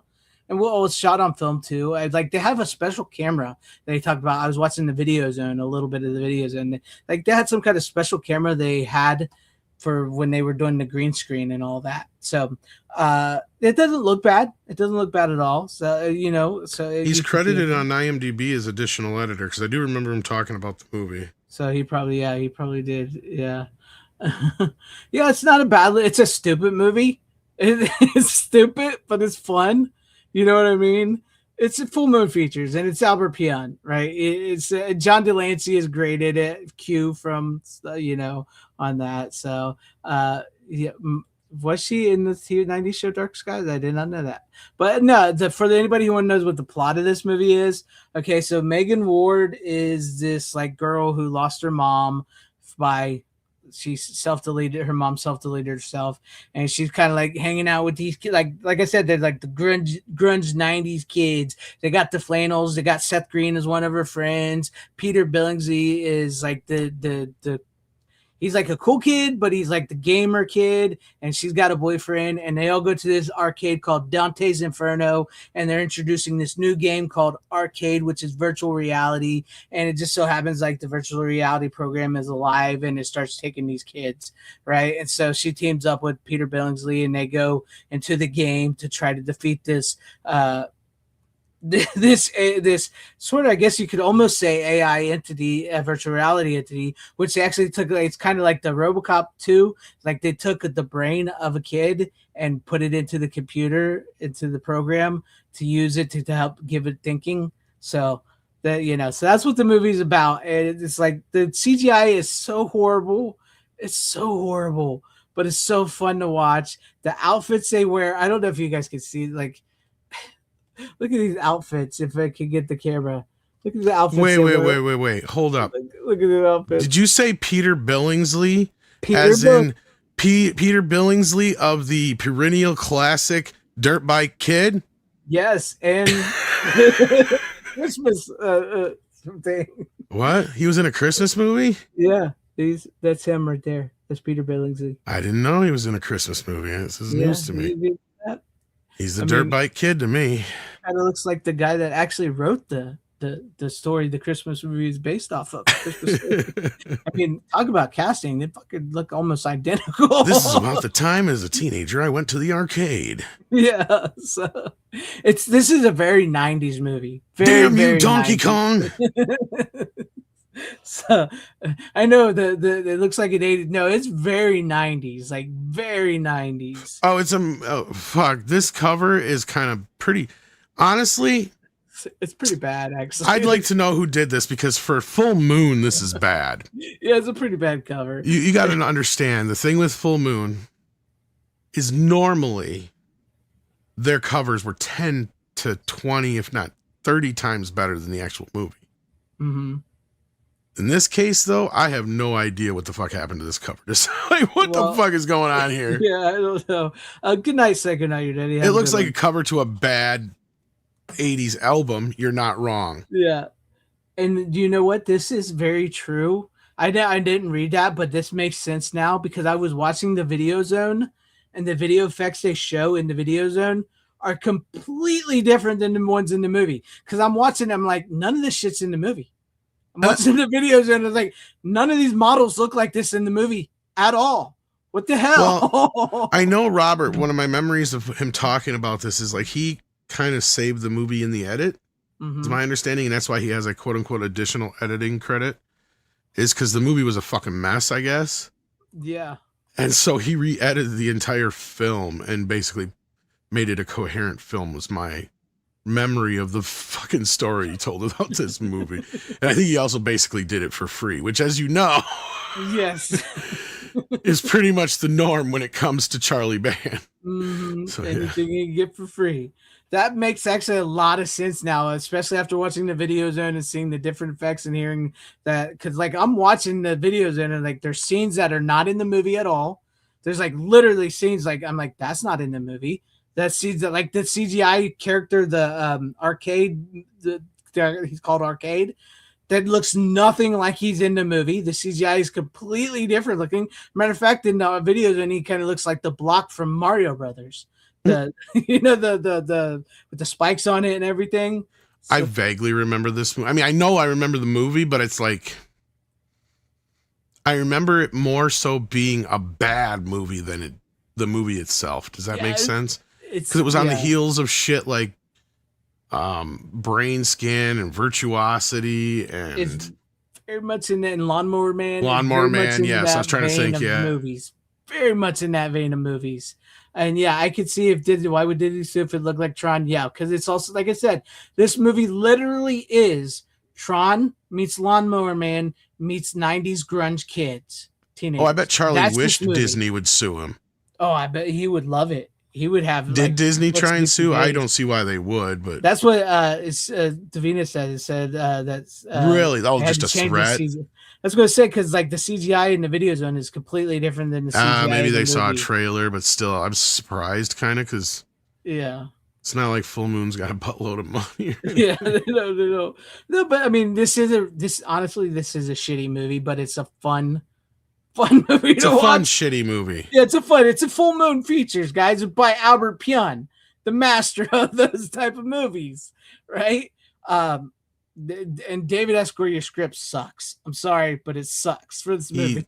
I love to remind people that this is where he got his start. Mm-hmm. Was making shit like this and demonic toys and crap like that. Yeah, like that is not a glowing. I mean, we love those movies, but yeah, for like. Trauma almost has more like that's the thing is Trauma almost has more pedigree going for it in a weird way. Not that their movies are better, but just because they allow their directors to be a little bit more experimental and have, I think, a little bit more budget. Mm-hmm. So in that, I would give them the edge to where like when you go in to make a Full Moon movie, it's literally I sold this idea. Here's the poster. Go make this a movie. Yeah, that's how Charlie works. He's like, hey, I have this poster and I have an idea for a movie. You write it, make it. Yep. Yep. Because he already had money come in predetermined from Paramount that they were supposed to release X amount of movies at X amount. And I swear it had a specific time. Because all of them, it was weird because it's like none of the Full Moon movies, except for certain prestigious ones, break 80 minutes. Yeah. It's really weird. It's like it's like they had to be a specific amount of time just for them to count it as a movie. Because like now that they're not under that gun, it's like you're lucky to get a movie that's an hour long sometimes. Yeah. Out of Charlie. He makes it like maybe 58 to 60 minutes long now, if not shorter. Which technically is not an actual feature. No. Nope. Which actually might be his doing to make sure he can pay everybody even less. Yeah. I mean, poor what's his name we've had on the show multiple times. He's actually directing a new one for him right now.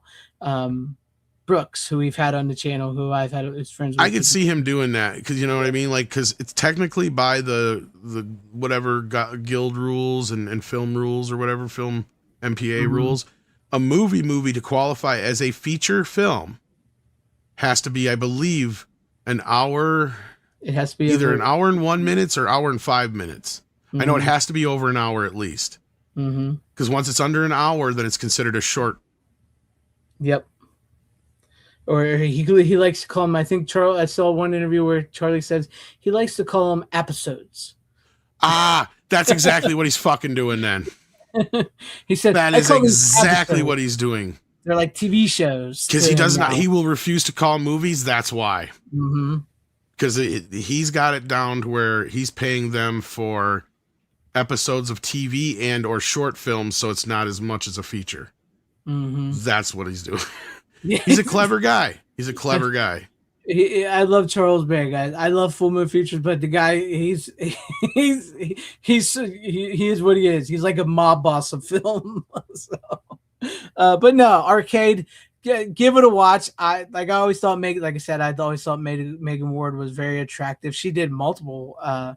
Her and the actress named Charlie did a lot of full moon stuff. And they were always very good looking women. So, which Charlie excelled at that. But no, this one is a fun shitty movie. And it could have used a little more John Delancey, which would because he was pretty cool. You know, he's only in like 2 scenes. I got his autograph. Did you? Nice. Yeah, keep talking a minute. Yeah, but it was pretty funny. I did listen to the interview because he was doing he was supposed, speaking of which, he was supposed to do the movie that Tom brought on not too long ago, Toy Man.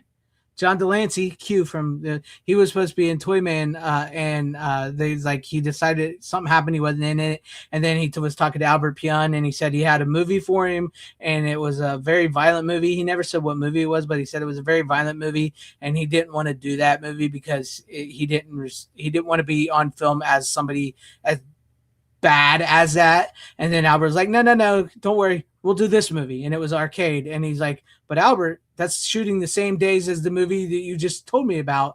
He's like, yeah, I know. I'm shooting them at the same time. So there you go. That's pretty cool. Lucky. Nice. That's cool. And I rode up in an elevator with him. That's cool. That was pretty cool.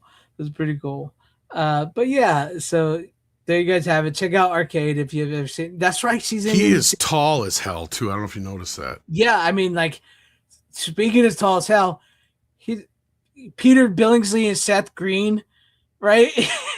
They were already full grown as teenagers, and so like he's towering over everybody in this movie in Arcade. Oh, Billingsley was probably in his late 40s in this movie. I don't know. I'm kidding. He was in his 30s, close to his mid 20s or better. Yeah, because he's like 10, 11, 12 in A Christmas Story. So yeah, so like him and Seth Green, you know how this tall will be they like are. 10 years later. So like Delancey's towering over all of them. I can see that because that motherfucker was tall. He's huge. Because we get in the elevator and there's this guy just kind of hunched over like this. Like you can tell he's just had a long day. And he looks up and he's like, hey. And me and my buddy are just like, it's cute. Nice. And we just like, do we say something? Or do we just kind of stand here? Fucking small talk. Nice. And he finally said something. I don't remember what he said, just something off the cuff. He's like, oh yeah, he must have asked him, he goes, oh, you look beat, long day. He goes, oh yeah, it's been a long day or something like that. And then, yeah, like, it just kind of trailed off from there. But, like, yeah, it was just kind of weird. Just like, we're in an elevator with John Delancey. I wanted to do that with Griffin Dunn from American Werewolf in London, because he was I was like buying a slice of pizza and a bottle of water, like at the convention, and he was in front of me buying like a couple drinks. And I was like, do I say something? What do I do here? And I did. You know, you could have bought his dinner or whatever, his drinks, and then like maybe that would have been enough to get a few minutes out of him just to chit chat with you, because I probably should have. That's kind of how we got Clint Howard. Yeah. Like, we just got the balls and we're like, hey, you want to go get something to eat? And he's like, I gotta eat sometime. But I was like, I felt bad. I was like, I don't want to interrupt him. He just came from where they do all the pictures, you know, where they do like pics like you have with John Delancey there. Right. He just came from there and he was getting 2 drinks, and I was like, I don't know if I want to aggravate him, because he probably stood there talking to like 30 people taking pictures just a minute. Well, if he's ago. getting 2 drinks, then he's probably with somebody. So yeah. I think him and what's his name, David Naughton. Oh, well, there you go. Then you should have been like, can I buy the drinks for you? They were doing pictures together. So like, I wanted to, and I was afraid to. So should have. Get the balls. If I was there, I'd have done it. That's why I needed somebody like you there with me, because I'm like, we should. I got to try and save up some money, man. We got to get one of these I mean, I could talk once people start talking to me. I like good, but we could have some fun at one of these horror conventions, man. Yeah, I tell you, I'll get us kicked out. Honest to God, if I had the money, or if I could do it for like a job, I would just travel to horror convention for, you know, for the season, because those, regardless of buying anything, they're just freaking fun. I don't care, like, they're just fun.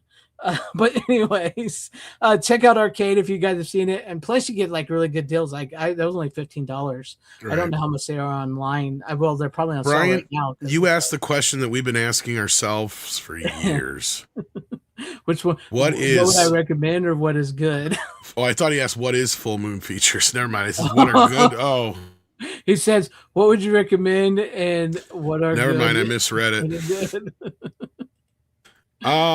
Start with like the Puppet Masters or Ghoulies, even though the Empire movies are technically de facto full moon features. Mm-hmm. Those are probably the best launch points to get in.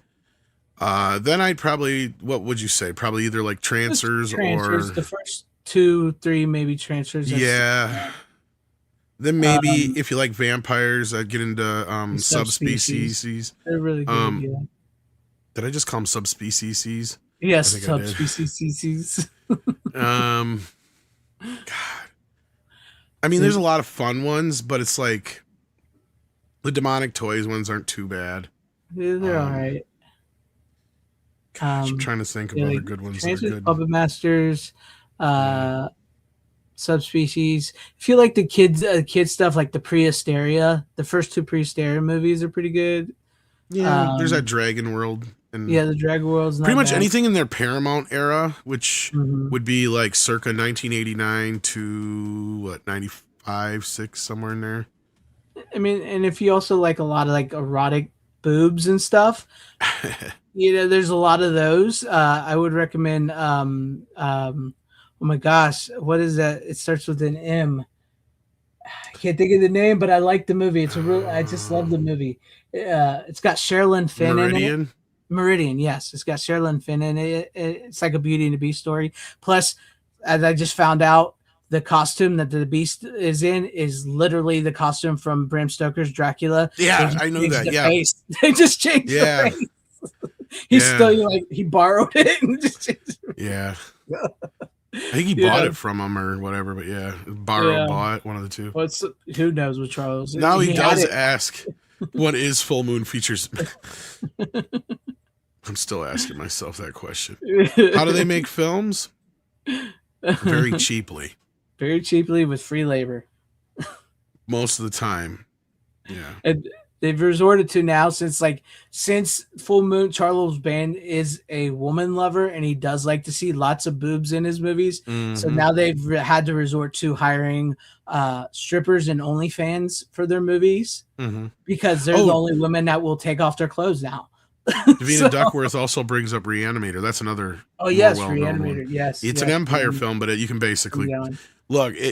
Charlie tied this whole one into Puppet Master and a few other of his franchises. So, yeah, that's a good one too. That's a good one. The Dr. Mordred. Actually, Yeah, I think Dr. I have that Mordred. right here, actually. That's actually a pretty good movie because it was supposed to be a Doctor Strange movie, and it's actually a little more faithful to Doctor Strange than other movies. So, Well, what's yeah, funny it's is not I'm bad. surprised Charlie didn't get sued more often, but I think most people just knew he didn't have the money. Mhm. But because yeah, I mean the shit he would pull. Like, I mean, Christ, here's Dr. Mordred. Yeah, that was actually supposed to be Doctor Strange, but But yeah, the rights fell through at the last minute or whatever it was. Mhm.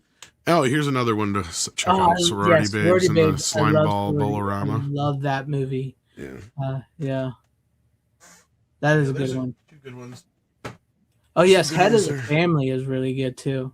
That's one I got to check out. Yeah. I love that one.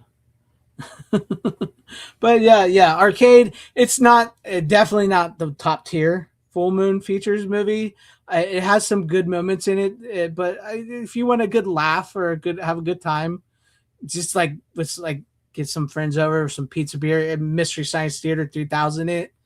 That's the type of movie. They it's were gonna kind of be like the for. mainstream trauma in a way. Like, Yeah, not nearly as raunchy or bad, but Trauma also had like that artistic integrity, sort of. This doesn't. little It's bit. pure corporate trash, but I mean that in the most loving sense. Yeah, I was always a Full Moon guy. I'm like outside like my trauma experience was always just like the Yeah, you know I see what the you're saying. what do you call them Toxic Avengers, Toxic Make 'em Avengers. High, Yeah, there's only a few stuff of them like there that. that are. That was like Yeah, that was otherwise my they're goofy. trauma. Yeah, but I was always a Full Moon fan. I was like ever since I like the videos because as a video store kid, I was always renting Full Moon movies because they were always there. Like that's what Charles Band excelled at was like he knew Honestly, how to the get other that. yeah, the thing that kind of hooked me into it was more so the video zone aspect, to where he kind of made it feel like we were part of this. Mm-hmm. And my buddy like ordered the catalog and all that shit. Yep. You know, and it was almost kind of like this thing, like it didn't matter that they came to theaters or not. They were just, we knew what to expect out of them. We never expected too much. We always knew the concept was always going to be better in hearing him in the fucking pitch than actually seeing the movie itself. Yeah. But that was kind of part of its charm. It's almost kind of a precursor to the Sharktopus shit. Because Charlie's the guy who does that kind of shit to this day. Mm-hmm. I mean, I remember when COVID dropped, like that's the first thing he did was make a movie about COVID. COVID zombies. Yeah. I mean, he's like that. He's like, I wish I could think of like the guy who did it, but like the exploitative guy that they emulate in Matinee. Oh, It's yeah. kind of like that. He's also a what do you call it of Roger Corman. He's a little, but almost like even Roger Corman still has some of the more artistic integrity to it. Exactly. Look, I'm not trying to say that Charlie doesn't have any artistic integrity, but it's like I said, it's like we sign up for this. We know exactly what we're getting. We know this is fast food. William Castle, thank you. Yeah. But yes, this is like the fast food version of that. And that's like the best analogy I can come up with, because we know it's garbage. We know it's not good for us. We know it's made quick, fast, cheap, and easy, right? Like it's all the things that fast food are. But you know what also fast food is? It's fucking good, especially if you're high as shit at 2:00 in the morning. You're flipping through the channels. You're like, oh, fuck. It's Doll Man. Fuck yeah. To me, in my sense, it's like pizza and beer. Well, yeah, like, pizza and beer, whatever, yeah. Trancers, man. It's Jack Dad, man. Puppet Master. Oh, this guy with the 6-shooter. I fucking love this one. Yeah. And we didn't care one way or the other. Like, sometimes we knew that they were going to be cheap. When I didn't like it anymore was when they got to the point where they started reusing a lot of the same effects. And it's like, dude, we've seen that effect now 3 times. Yeah. Come on. I mean, he bought and paid for it. He's going to use it as many Yeah. times as he can. That's where he's a lot like Corman, you know? Yeah. But anyhow. That's it. That I got that arcade. I honestly I don't know if I ever actually watched it when I was younger, but I saw that at the table and I was like, I'm getting that. I was So, hoping they'd come up with that deal where if you sign up for a year of their streaming, you get X amount of Blu-rays again. I think they still do that, don't they? Do they? I don't know. Have to look. I don't know if I can do it again though. Sometimes it changes. Sometimes it's either you can get the 10 Blu-rays or you can get like the Puppet Master box set or whatever box set of movies he's trying to give away because he ever ordered them. Yeah, because I never watched anything on there, but it was worth it to get those Blu-rays. It is. I know. You sign up for $60, you get 10 Blu-rays. That's a good deal. Because that's why I was like $15 for Baby Oopsie because it was on sale, and I still was like, that's a little tight. Yeah. But there's a few blank spots in my full moon collection, so yeah. Was there anything more you had to say about it? No, that was it. It's a new Columbia. It is almost like that fucking FKH. Oh fuck! If they had a Columbia house now, I'd have 12 people living here. I'm still looking over my shoulder waiting for a Columbia house to come collect. I'm still on their collection fucking list. Yeah, CDs and movies. So Rate? Yeah, I mean they were just giving away 10 of them for a penny. Mm-hmm. How are they going to find me? Anyways, you want to go do another one. Arnold Schwarzenegger knocking on your door. You need to buy 5 more CDs at regular price. Everything's or I will terminate you. No. All right. Okay. And I watched another Chuck Norris movie, and by the way, if you don't have a copy of this, you do now, because I bought this even though I didn't know I already had it. Kind of pissed at myself, so I didn't share it or save it to my whatchamacallit, Blu-ray.com thing, I guess, evidently. No. So I got a brand new version of it for you as well. But I got this week I watched Michael Myers versus Chuck Norris in Silent Rage. Silent Rage. I actually don't have the Blu-ray. I do actually have the VHS. Two versions of it on VHS, actually. I got one still in plastic for you. And stack of. That's the thing. It's getting to the point where the amount of movies I have for you, it almost would be cheaper for me to just drive them to you.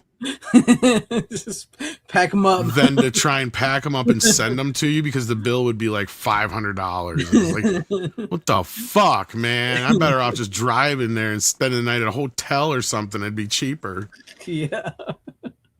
I've got boxes of movies for you, man. But see, the thing is, we got to go through them because I know you have some of them. So. Yeah. But all right. Anyway, so so Silent Rage. I've never seen this movie, but I know famously it was Michael Myers versus Chuck Norris. And it's got quite the cult following. It's a Mill Creek release from Columbia. And I'm surprised that we haven't heard about a 4K now that we lost poor Chuck Norris, but I'm sure Sony will get on that right away. Yeah. Who knows? It isn't the worst looking transfer, but it's coming from Sony. It is...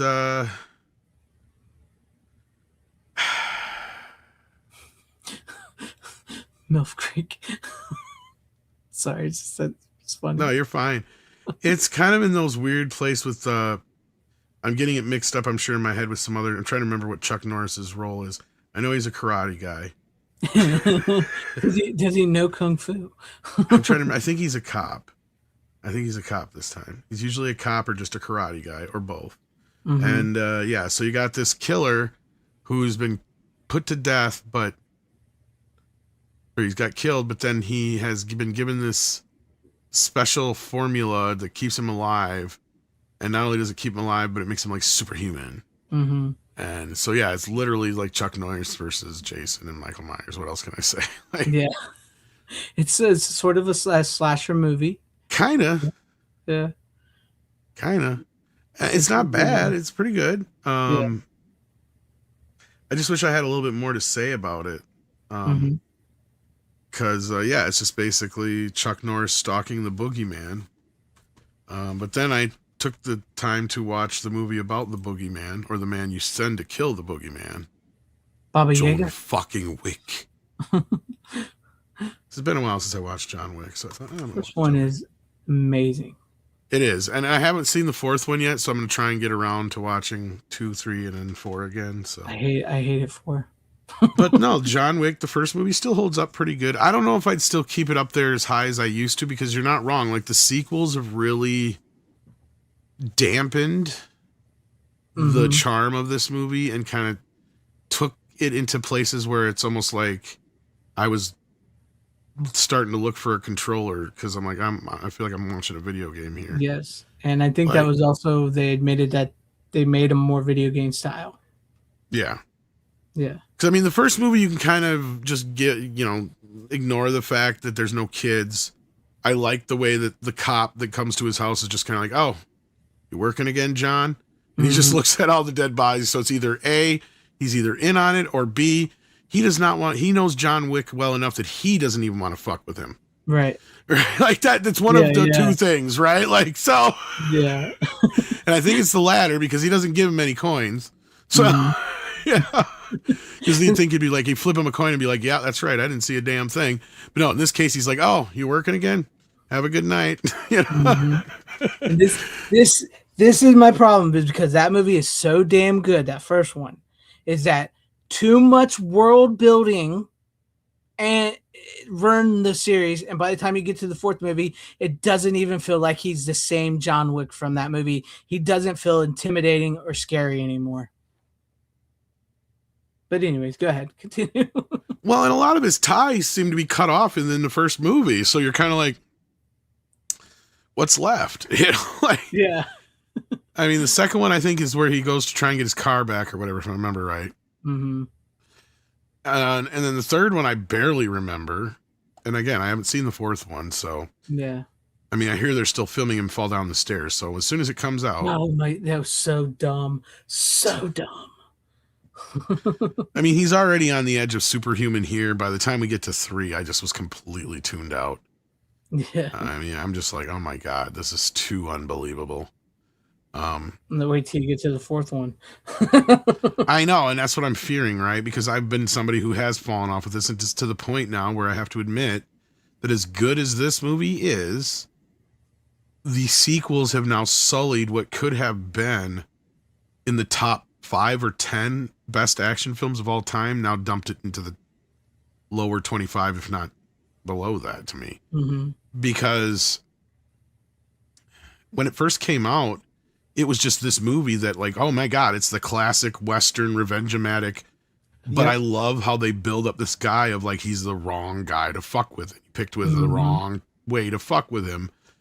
And the way that the setup goes and the way he comes after them. And from the audience perspective that this guy is going to come no matter what, regardless of what we've been told about him, because he just had his whole world ripped out from underneath him. Yep. And then when you get the whole setup of why and what he had to go through and everything, and the stupid kid that did it, it's like, you're right there with the movie. You're the whole time. You're like, yeah, go get him.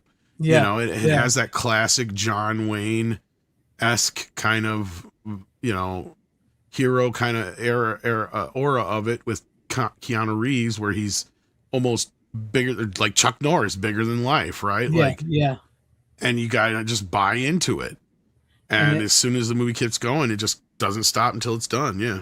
Yeah. And that loses it. Like I said, the world, to me, the world building honestly killed John Wick, because you start, like you said, with the cop, with the guy, and it's like, oh, working again and stuff. So let's expand on that. Let's expand on the Continental. Let's expand on this world that John Wick inhabits, and how all of a sudden there's like 50 people that are just like John Wick. And by the time you get, especially when you get with Kane, the blind guy that in the fourth movie, which I know you haven't seen, is like, so John Wick was like, there's like a tons of John Wicks. So what the fuck was everybody scared of? You know what I mean? Like when you get to it, like, is this a Neo thing? No, it's like there's also other people that did what John Wick did, that just so happened when they introduced in film, they're just as good as John Wick all of a sudden. But I thought John Wick was the best, and that's why everybody was scared of him. But you're telling me this guy, like, I believe the Kane guy was supposed to do what John Wick did, that found, where he killed all the people they talk about. This guy was supposed to do it, but John Wick did it because he was the only one that could do it. But this guy could do it too. It's like you're losing what you're setting up. Yeah, it kind of almost suffers from the same thing a lot of horror franchises do. Yes, which it does happen over time. Which is where the Equalizer has stayed more solid, in my opinion. Which is sad because that being a remake of an old TV show, that almost feels like where John Wick should have went with the sequels and let the first movie end with him putting a button on his little thing. But then it's like, okay, so where does John Wick go from here? Does he go back to work? Or does he kind of just slide into society and start doing like the Equalizer does? I would have liked that direction maybe a little bit better. And I'm not trying to rewrite the sequels, but what happened was you're not wrong, and I agree with you completely, is the world building worked against this movie, and sometimes that's what happens in horror films, is when you start adding more and more here and there to the history of the characters, like we were kind of talking about the shot that... Go ahead. I say the shot that Jason Goes to Hell took didn't work with most of the audience, and Michael Myers is another broad example of this. Nightmare on Elm Street is one of the few times I can think that it worked, up until, some people would argue that, him having a kid is a little too much, and I can get into that argument too. So in that respect, that's the problem of this movie. And not only is it so much the world building, it's the fact that it makes it feel like a video game, not to reiterate that again, but that's the problem, is it gets so unbelievable. It almost starts to pull away the weight of the first film. It does. In that how you're and I'm looking less forward to, because the things that you're saying now were my fear of going into the fourth film because of the problems I had with the second and third film. Yeah. Because we keep feeling like we're more and more removed from actual reality as we get into each movie, to the point where the beginning of the third film, like it didn't take me long to where I'm like, I can't remember much other than John Wick on a fucking horse. Right. Like that's all I remember. I'm just going like, have we really gone to this point now? And I'm sorry, like I would love to see the videos where these guys who do what actually would happen in real life, because I'm sure John Wick would have died 500 times by now and had God knows how many broken bones. And then also that's another thing, is like everybody has a suit like his. Like they're wearing these suits that are everybody's bulletproof. Why don't you just shoot everybody in the head then? Exactly. And I have to disagree with you, Deeple, because I time this. He's not the central antagonist in the fourth movie, because he shows up in the very beginning of the movie, he does something, and then I timed my watch because I said it. He disappears for 45 fucking minutes before he comes back in. And it's the longest one too, isn't it? Like 3 hours. Movie. So like John Wick shows up for like 10 minutes in the beginning of the fourth movie, and then I started looking at my watch, and he doesn't come back for 45 minutes after that. Which answers to the question I always had of why is it so long? Why didn't they just split it into 2 movies? Yeah. Because this is another thing with Hollywood right now. Like they're chopping themselves off in other places too, besides at their own, knees, or however you want to put it, like we always say. I mean, they're lopping off other appendages by doing this shit to themselves, where it's like, why are you releasing a 2.5 hour, 3 hour movie when you could easily cut that into 2 movies and make twice as much fucking money? Yeah. Where's your greed? Get smart. Like shit, I bet you they're kicking themselves in the ass right now, and that they could have had part 1 and part 2 of Project Hail Mary and made each part 2 hours long and got that much more into the movie instead of it being almost 3 hours long. And I kind of remember that, Corley and Rogue, but here's the answer. And my point was, I was getting to, thank you, was with Greg saying that, is that's why. There's your answer why it wasn't 2 movies, because you can't have a movie where John Wick shows up in the beginning and does not come back. Yeah, exactly. I'm sitting here watching him going, okay, it's about 40 minutes in and John Wick's still not in the movie. And like, are you going to have John Wick in your John Wick It'd be movie? worse than Jason Goes to Hell. Right? Because I think Jason actually has, because Adam's not wrong. If you go through it, he said this to me, I'm sure he said it on your thing too, is like, Jason actually has almost as much or more screen time in fucking Jason Goes to Hell than he does in any other Friday the 13th movie. It's just the fact that he's not in the middle that much that people think he's gone. He's in the first 5 minutes almost, and then the last, 15, 20 minutes? Almost. So right there, in and of themselves, like I think the next movie around that has the most Jason is like not 8, if my memory is correct. Yeah. Somebody Something correct like me, please, if I'm wrong, but I think 8 has the most in it. I think because 8 has the most because it's the longest of the original. Plus movie. that, and the fact that it's the longest, that's probably why. And I think 7 probably comes next in line, but yeah. Yeah. He is a lot in 7, maybe, I think, because I just that watched might be one of the toppers, but yeah. And I'm not trying to put, once again, like, if you guys have watched my show and watched my channel, I'm not trying to say if you guys like part 4 and 1, that's fine. I'm not trying to I'm just giving you my opinions on where I come from this critically, the film. I don't want to change your minds that, you know, if you love the movie, you love the movie. I'm not somebody who likes to try to change people's minds. So I just want you to know that. So, I mean, we all love what we love. That's what I'm getting at here. But I kind of lost, like, the world building killed John Wick for me, because he doesn't even feel like the same character from this first movie. That's my little rant. Yeah, I can't find an exact thing for Jason here. It was just bothering me. It says I got an average of 8 minutes and 53 seconds. And the lowest screen time is parts 2 through 4, so that goes in line, like I was going to say. Featured a heavy action Jason, roughly 9 minutes of direct screen time for the remake. So I'd have to go back and look. I'm sure we'd have to figure it out, but yeah, I'm willing to put some money on that. Yeah, but no, I mean, John Wick, that first one, they should have kept it simple like that. That first one, they kept things secret. I think they really should have kept his world secret that he came from. Just be like, well, not even just secret, just kept it more grounded. If not, yeah, a little more. I mean, like that's where I was feeling like that's what I was getting at. Is you didn't have to do that exactly, but just come up with another direction for John Wick to go. Like play into this whole thing that he's like this ghost figure, this boogeyman figure, where something like the Equalizer, right, where he's, you know, just roaming around trying to find his place now that he lost his wife and all that kind of shit, and he's done what he's had to do. He took out all the big bads, you know. Like, you can go in a whole different direction. It just continued to build and build and build on the bullshit. Like, I'll never watch The Ballerina. I have zero fucking reason to, and that's probably half of what 4 is setting up. I think it takes place in between 3. So yeah, 3 sets whatever, it, connecting 3 sets to. up, 3 sets up the Ballerina. So either way, whatever. I'm just like, yeah, I get you. Whatever. Yeah, I have no interest in the Ballerina either. So no, none. Yeah, part 4 killed it for me. I'll be honest, it killed it. Like, I could do with 2 and 3. I thought, they had some moments that kept my interest. Part 4 is like, you killed it for me. It's just over reliance on the world building. But anyways, yes. And I know, Brian Barth, we were talking about Silent Rage that went into John Wick. And I also saw your question about Chuck Norris, why he didn't do movies in the 90s. It's because he did like 30 seasons of Walker. Yeah. That's why he didn't do He still movies did movies in between here and there. Like, because wasn't Hitman one he did in the 90s and Top Dog and what? Hitman is with some of the same people from Walker. Yep, Sidekicks and trying to think of what else he did. I know he did a few movies in the 90s. But yeah, he was mostly busy with Walker, Yeah, for like years. So yeah. Or Hellbound. Hellbound, that's right. Hellbound was another one that came out in that those are the people. Forest Warrior, yep. Yeah.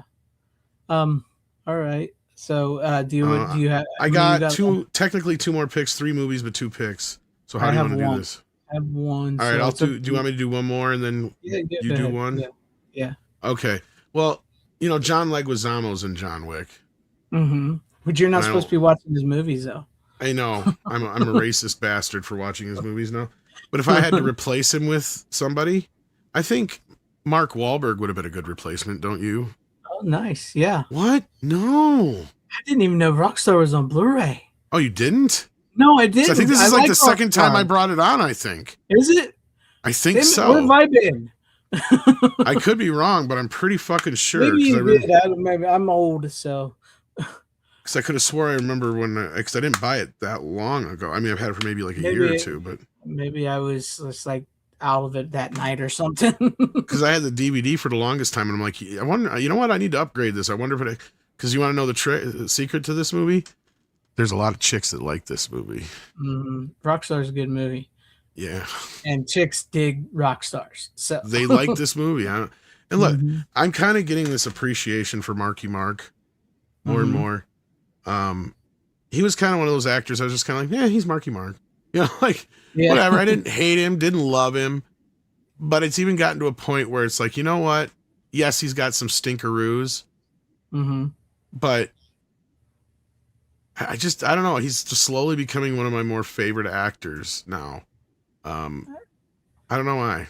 He has these moments, like Yeah. it's like you said, it's like when you think about it, it's like Mark Wahlberg, and then you start watching a Mark Wahlberg movie, and you're like, you know what, this guy's really really good. Well, and my next pick is one of his best yet. But no, this is really good too. Yeah, I was gonna say, because Deepo was wondering, to know what is Rockstar. He's never heard of it, so Okay, so Rockstar is a movie that the chronology kind of doesn't make much sense, but it's kind of like a movie about a fake band in real history throughout the 80s into the 90s, I think is the time period it kind of covers. And it's loosely inspired by like Judas Priest, and I can't remember some of the other bands that they're kind of making fun of, but or not making fun of, but paying homage to, however you want to put it. But it's about this band named Steel Dragon, and Marky Mark is the lead singer in a Steel Dragon tribute band, and happenstance go down in the background. And this is what's funky about this. Let me rephrase this. Something that goes down in this movie that they probably either wouldn't do today or would do much more dramatically. but And it's that actually is based on the true thing with Judas Priest. Exactly. So yeah, no, you're absolutely right. Like they kick out the lead singer because he's gay. And they literally say that's basically the reason why we're getting rid of you. Like, Yeah, and that's supposedly what happened with what's his name from Judas Priest? I like with Bruce, whatever I think his name is. yeah. But anyhow, so like so they bring in a new singer, and Mark Wahlberg fits the bill, and it's kind of like, be careful. It's one of those stories that has a kind of be careful what you wish for kind of thing. But if you love movies like, you know, anything from The Doors to, you know, insert your favorite rock star biopic here.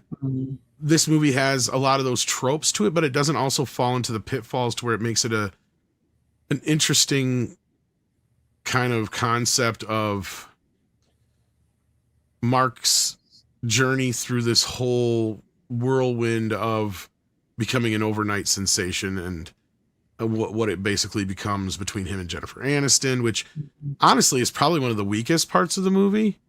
Is I don't feel much chemistry between them. Yeah, she's not necessarily bad, but they don't. You know what I mean? Yeah, like you don't feel like they would actually love each other, really. Yeah, they just don't have that thing. Yeah, going for them. Maybe like there could have been a better. Yes, Rob Halford. I don't know. Yeah. Sorry, I don't know what I think. But you know, there could have right. been a better maybe female counterpart into this, but it's still a great movie from director Stephen Herrick. Who, of course, who's behind several hits. And this movie wasn't a hit when it came out, but I can clearly tell it's gained a bit of a cult following over the years. Yeah. It has its moments. Yeah, to where even Steel Dragon has kind of started to get a little bit of a following of sorts too. So it's a fun movie. It doesn't take itself too seriously. It really kind of plays with a lot of the fun aspects of that era. And you can tell it was made in a post-PC, pre-woke era kind of movie. Because it's not afraid to poke fun and have fun. But again, like I said, there's a lot of shit in this movie that probably wouldn't get past now. Yeah. So yeah. I mean, especially like the trans. Oh, there's the trans bit too. That's would be kind of controversial now too. You would get that today. At least not that way, anyway. Yeah. Oh, they did make amends with him for Judas Priest, and they brought him back not long after. So yeah, he's always sort of been there, but there was a moment where they did kick him out of the band for being gay. So that's what that's based off of in this movie. And I kind of like how the movie tells this kind of whirlwind version of us going from the glam rock of the 80s into where Mark's kind of, it's funny that he's from Washington, Seattle. Yeah. And of course, that's where the start of the grunge came from, the grunge wave, and that's kind of where the movie ends. So yeah. Yeah, because it takes you up to that point. And Timothy Olyphant is in it too, and Timothy Olyphant's in it. It's got a great cast all around. So yeah, check it out if you haven't seen it yet. It's like I said, it's kind of a cult classic. It kind of just kind of came and went when it was in theaters. But honestly, I've liked a lot of this. There's one of his newer ones I haven't seen yet. Actually, 2 or 3 of his newer ones I haven't seen yet because he does so many movies, but a lot of them are streaming. On app. Yeah, because I guess he's one of those that's kind of been quasi blacklisted in Hollywood for his politics and religious background. Yep. But yeah, no, speaking of that, like, I mean, he's done some little movies that I think a lot of people would enjoy. I thought Flight Plan was better than I thought it was going to be. Father Stew is really good. The Family Plan was really good. That's one that the sequel just come out of. I haven't seen yet. God, I'm trying to think of what else of his more recent stuff that I have seen. I mean, I finally got to see The Gambler here not too long ago, but that's already 10 plus years old. But yeah. What else has he had recently? I'm trying to remember now. He's been pretty busy working though, so I mean, it's not like he doesn't work. So yeah, he does a lot. He does just not mainstream anymore, I guess you could say. Yeah, and we'll talk about him again here in a few minutes. So. All right. Well, I guess I'll go to mine. And you mentioned cult movies, and you also mentioned trauma. This isn't a trauma film, but is you it mentioned traumatic? It's sort of. It's Revenge of the Radioactive Reporter. What the fuck is that? Oh yeah. Look at this bad What boy. the hell am I looking at? This movie. This Freddy ripoff here. Bonkers. Who put this out? What is this? This is from TerraVision. Oh, It's Revenge of the Radioactive Reporter. never heard of it. Oh, Tom, this movie's up your alley. Okay, so and it's also a Canadian movie, so it's very Canadian too. So that leads. So they say A and a boot a lot. Yes, they're actually in Ontario. So no, it's not British. It's Canadian. So this is, I would say, this is sort of trauma light because it's sort of like that, but it's actually I felt a little more Darkman and a little more like Sam Raimi meets Tim Burton with a little bit of trauma to it. So the plot of this movie is there's this reporter, he has this girlfriend, and he has this brother, and he's under a big story. He's got a big story about this nuclear power plant that's leaking into the town and doing all this problems. So he goes to the nuclear power plant, and the owner of the nuclear power plant kicks him into a vat of nuclear waste, and he comes out all deformed like this. And his fiance doesn't believe him that he's alive and is everything, and he starts going and killing the board members one by one because now when he touches them, he can burn them. He's radioactive, so he can burn them, and he kills them to get revenge for what they did to him and taking his life away from him and everything. It is so goofy and bonkers and cheesy and innocent. It's got this like little innocence to it as well. But it is this movie is. Oh, maybe I could bring up a trailer for you, Tom, so you can see what I'm talking about. Let me see if I can find. How old is this movie? I believe this might be from the 90s, but they just put it out. They just put it out. Well, that's already a good thing because like pre 2000s, I'm there. This is 1990. They put it out. So if I can get it to load up, I think my computer is running a little slow. My internet, I should say. Let me see if I can find the trailer for it. The trailer should be fairly easy to play. They're usually not. What do you call them? Yeah, there we go. Copyright. Give me the trailer. Yeah, not usually copyright change. So let me get this going. Let's see. Present. Share screen. Share screen. Here we go. All right, let's play it. If it plays.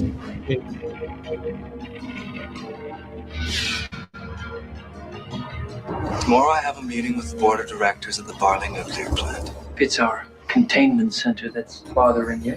Why don't I give you a personal tour?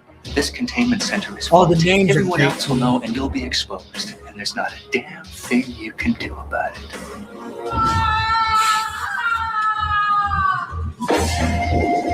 There's been a terrible accident.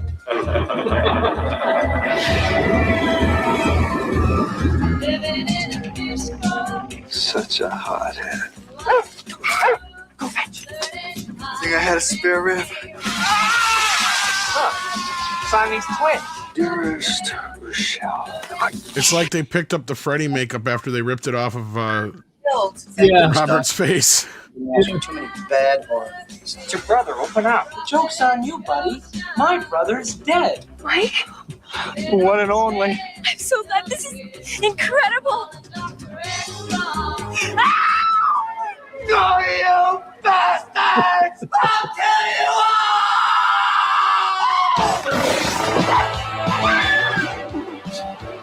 Yeah, you can definitely tell this is in the vein of Trauma and that kind of stuff. Yeah.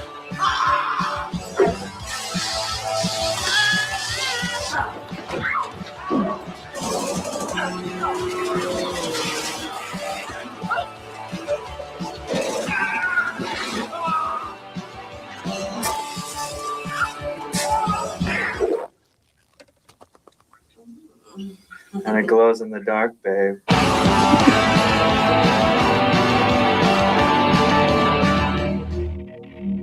Yeah, that's it. I'm pretty much sold. Yeah. Yes, this movie is I gotta great. see that. It is so like there's scenes in this movie like his brother is clearly a grown man, but he talks like he's a 10-year-old. They treat him like he's a young, like he's a that's my little brother, you know. So like he acts like a little brother. It almost feels like, was this a Trauma movie? But they like, this is too good. We can't release this. Yeah, it's a little above the Trauma movies, to be honest with you, when you're watching this. That's what it feels like. Like, Yeah. yeah. Yeah, because like there's a bit of an innocence and a heart to it, and like the scene, it's so great because like they're about to throw his girlfriend off her roof of her apartment building, right? And he's not there yet, and his brother comes running, and he runs, and you think he's going to save her, he fucking jumps right off the building. And then the radioactive reporter saves his girlfriend. They have this conversation, and then you go back down. Oh, his brother's fine. He just bounced off an awning and then hit a tree and then landed on the ground. But he's okay. They just take him to the hospital. He's all right. It's great. And the guy's name is Mike R. Wave. His name is Mike R. Wave. This is his name. And like the board's member's name, like you saw there, one of them's name was Randy Koch. And he goes out looking for women. So like their names are great. You got this movie, TerrorVision put it out not too long ago. But yeah, if you're like these cheesy low budget movies like this, it's like I said, it feels a little bit like Darkman and Trauma had a baby. That's what it feels like. It feels like Trauma and Darkman had a baby with a little hint of Tim Burton. But yeah, the 4K looks great. I got this at the convention as well. They had a deal to movies for $40, and that's a hell of a deal because that's probably like $40 if you order online as is. But yeah, so it looks good in 4K. It's got a lot of special features, and if you just like movies like this, you will love this movie. It was fun. It's so stupid. It's so fun. It's great. Yeah. I don't know what else I could say other than what we just saw. Well, you watched the bad movie this week, evidently. Yeah, I did. It was good. I had such a fun time with that. That and Arcade, man. Just watching this. Yeah. So, I didn't have anything like that this week, really. yeah. So, but yeah, that's about it. I mean, I think the trailer gives away most what I could say. If you like those movies, definitely watch this movie. It's a blast. It's so unexpected.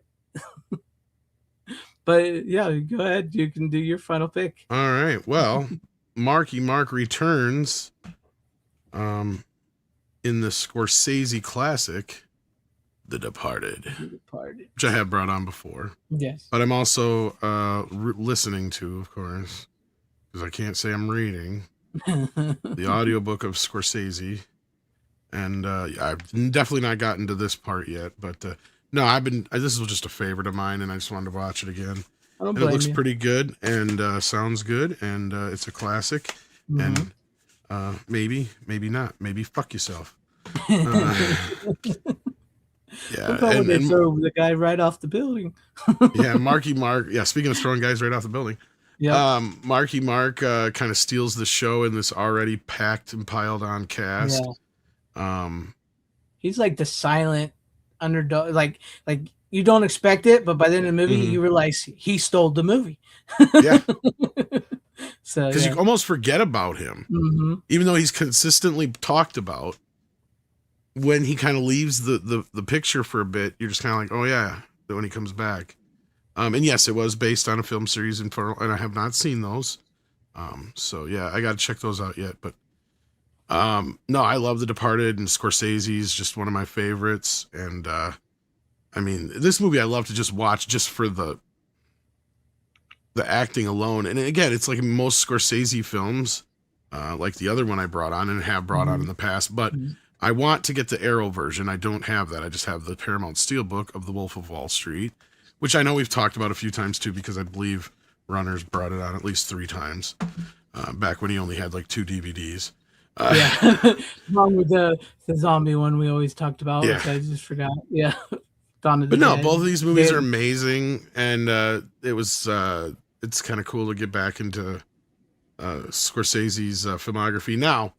Normally, I would have and should have probably watched The Last Temptation of Christ, but I'll probably watch it the next couple of days. But because that was a movie that kept creeping up into Martin's career. Like, it's been brought up already like 3 or 4 times in the book where I'm at right now, and where I'm at right now is just post like Raging Bull. So like, yeah, so it's got a little ways to go, but yeah, Wahlberg does get most of the best lines. You're right. He does. And like he gets the hero moment truly at the end of the movie. Not to spoil. I said the only other person who gets just as many good lines is probably Jack Nicholson. But, yeah. So I mean, a movie to get, whether that was his last performance, which I think it was. What a way to know. Did he do something else after this? I don't think he did. Yeah. See, that's the thing that didn't understand. We had the church, which is another way of saying we had ourselves. Yeah. Exactly. I mean, that's a performance to go out on top with. I mean, in a movie to go, I mean, could you ask for any more better of a career capping ending movie than The Departed? I mean, seriously. That fucking scene where he eats the fly is fucking just, and it's a real fucking fly. Jack, man, it's fucking crazy. The bucket list and how I didn't realize those came afterwards. Yeah, I couldn't remember which one was first. Bucket list came after that. I didn't know that. You know, he paid his dues. Yeah. There has yet to be a new Jack Nicholson. I can't even think of somebody who comes close to what he did and how he lived. I mean, Jack was a staple. I mean, he was kind of I mean, I'm talking about him like he's gone, but I mean, he's retired. So, I mean, and he's earned it, like I said. And I mean, the guy was, the Hollywood had given up on him, but he hadn't given up on Hollywood in the movies. And he was just along with the ride of a lot of those guys in that era who are like, fuck it, I'm going to do it myself. And he made himself into Jack fucking Nicholson, the guy who sat in the front row of the Oscars for how many years in a fucking row? Because he's Jack.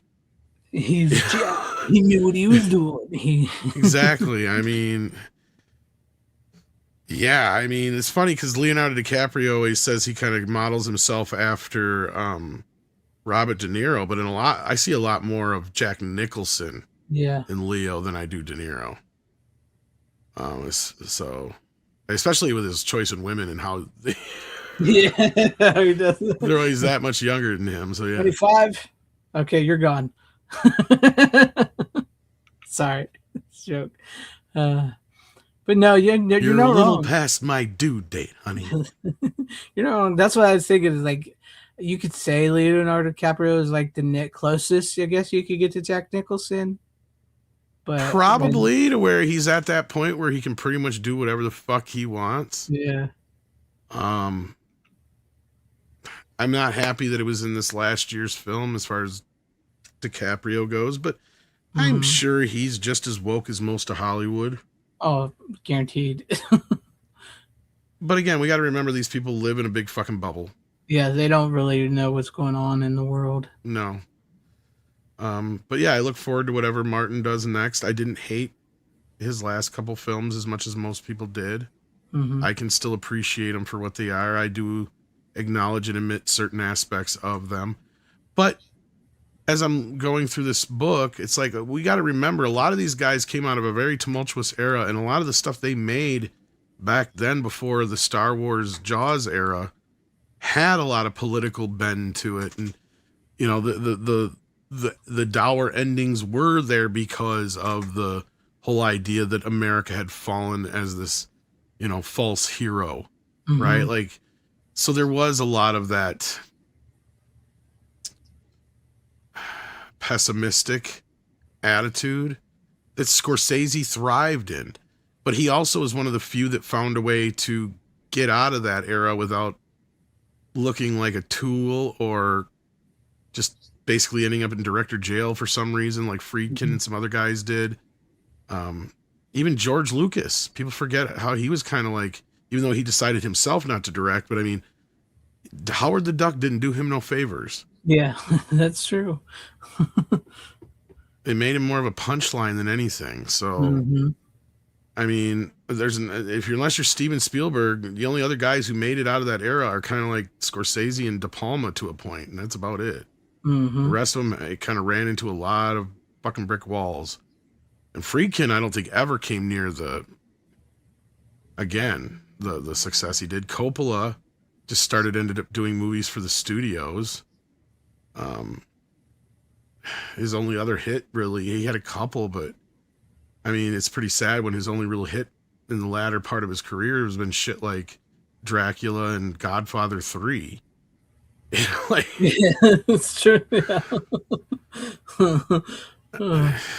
I mean, he was one of the first, so yeah, no, but I love these films, and I hope we get some more good ones out of Martin, because he's more of a he kind of rides the line between mainstream and indie voice still.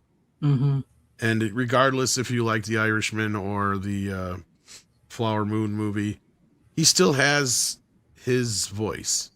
It's still there, regardless of if you acknowledge it or like it or not. Because here's the thing people got to understand is he wanted to make that Flower Moon movie back in the early 80s. He didn't even want when he because people kept coming to him with Raging Bull, but he's like, I just really don't have anything to say with that. Because he was not a sports fan, and unfortunately, the main character is a very unlikable character, which is not a tall task for Scorsese to ask him to make them likable. But if you know anything about the real guy, there's not much to like about him. So it was kind of tough for him to really kind of see himself doing that movie.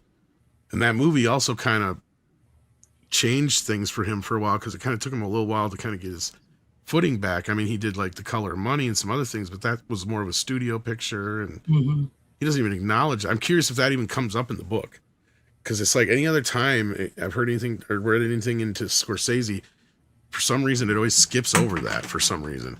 So I'm like, is that just something he was doing for the studios and that's it, or what? I wonder why. Interesting.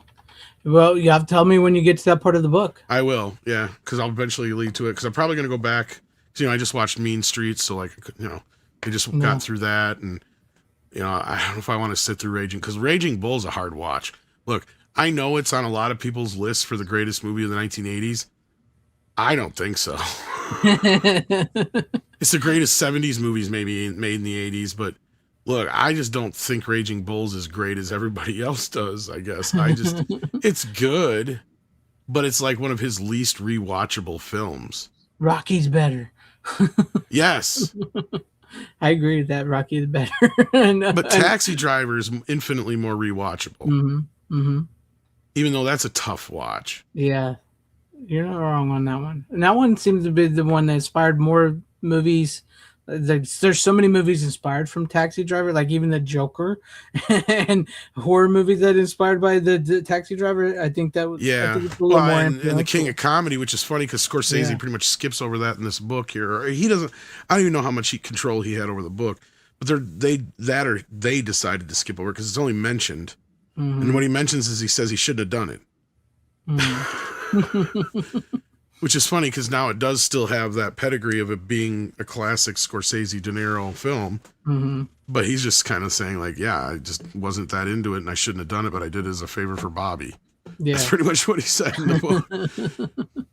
It's like a collection of interviews with him and other people, I guess. So I don't know how much he had to do with the actual creation of the book, but there's another book I think coming out called Scorsese on Scorsese, which I thought this was when I bought it. So that's where I'm kind of like, oh, because this is a couple years old already. But got it. Yeah. But no, the Departed and Wolf of Wall Street, those movies are like butter to watch. Like they're easy to watch and rewatch. And Goodfellas is the same way. Casino, I've also found a newfound respect for, because I didn't like Casino at first when it first came out. So I'm like, he's just covering a lot of the same ground he did in Goodfellas, I felt like, when it first came out, and I just kind of dismissed it. But then I rewatched it again, like, what was it, a year or two ago, when I brought it on the 4K. And I saw it in a whole new way, and I'm just like, oh man, I was totally wrong about this movie. Totally wrong about it. So now the next one I got to get to that I haven't, there's only like 2 or 3 other movies of his that I haven't seen yet. So when we get to those, I'll bring that up. But there you go. That's it for this week. That's all I got. I don't have a goofy movie. You had the goofy movies. I had the goofy movies. Well, I like I said, I had been saving my money, and what better way to buy goofy movies when you're at a convention and they got them cheap? So you just buy them there. But yeah, so good picks tonight, and definitely check out the Revenge of the Radioactive Reporter. It's great. But thank you, Tom. Thank you, everybody out in the chat. I hope you guys have a good night. Buy some physical media. Have a good time. Yes, but as always, you don't have to go home, but in case you're here, make sure you like, share, subscribe to this and my new horror channel, which I know I put videos on there, but I'm still trying to figure out what I want to do with it. So, and I'm not forgetting FanZcene. I'm still doing FanZcene. It's been busy, and I'm trying to figure out how I want to make videos and stuff. So I'm good. When the whores come in. Yeah, lots of them. The horror channel. Check it out right now. Go check out the horror channel, because everybody keeps telling me to say horror. With that being said, how you doing? Bitches leave.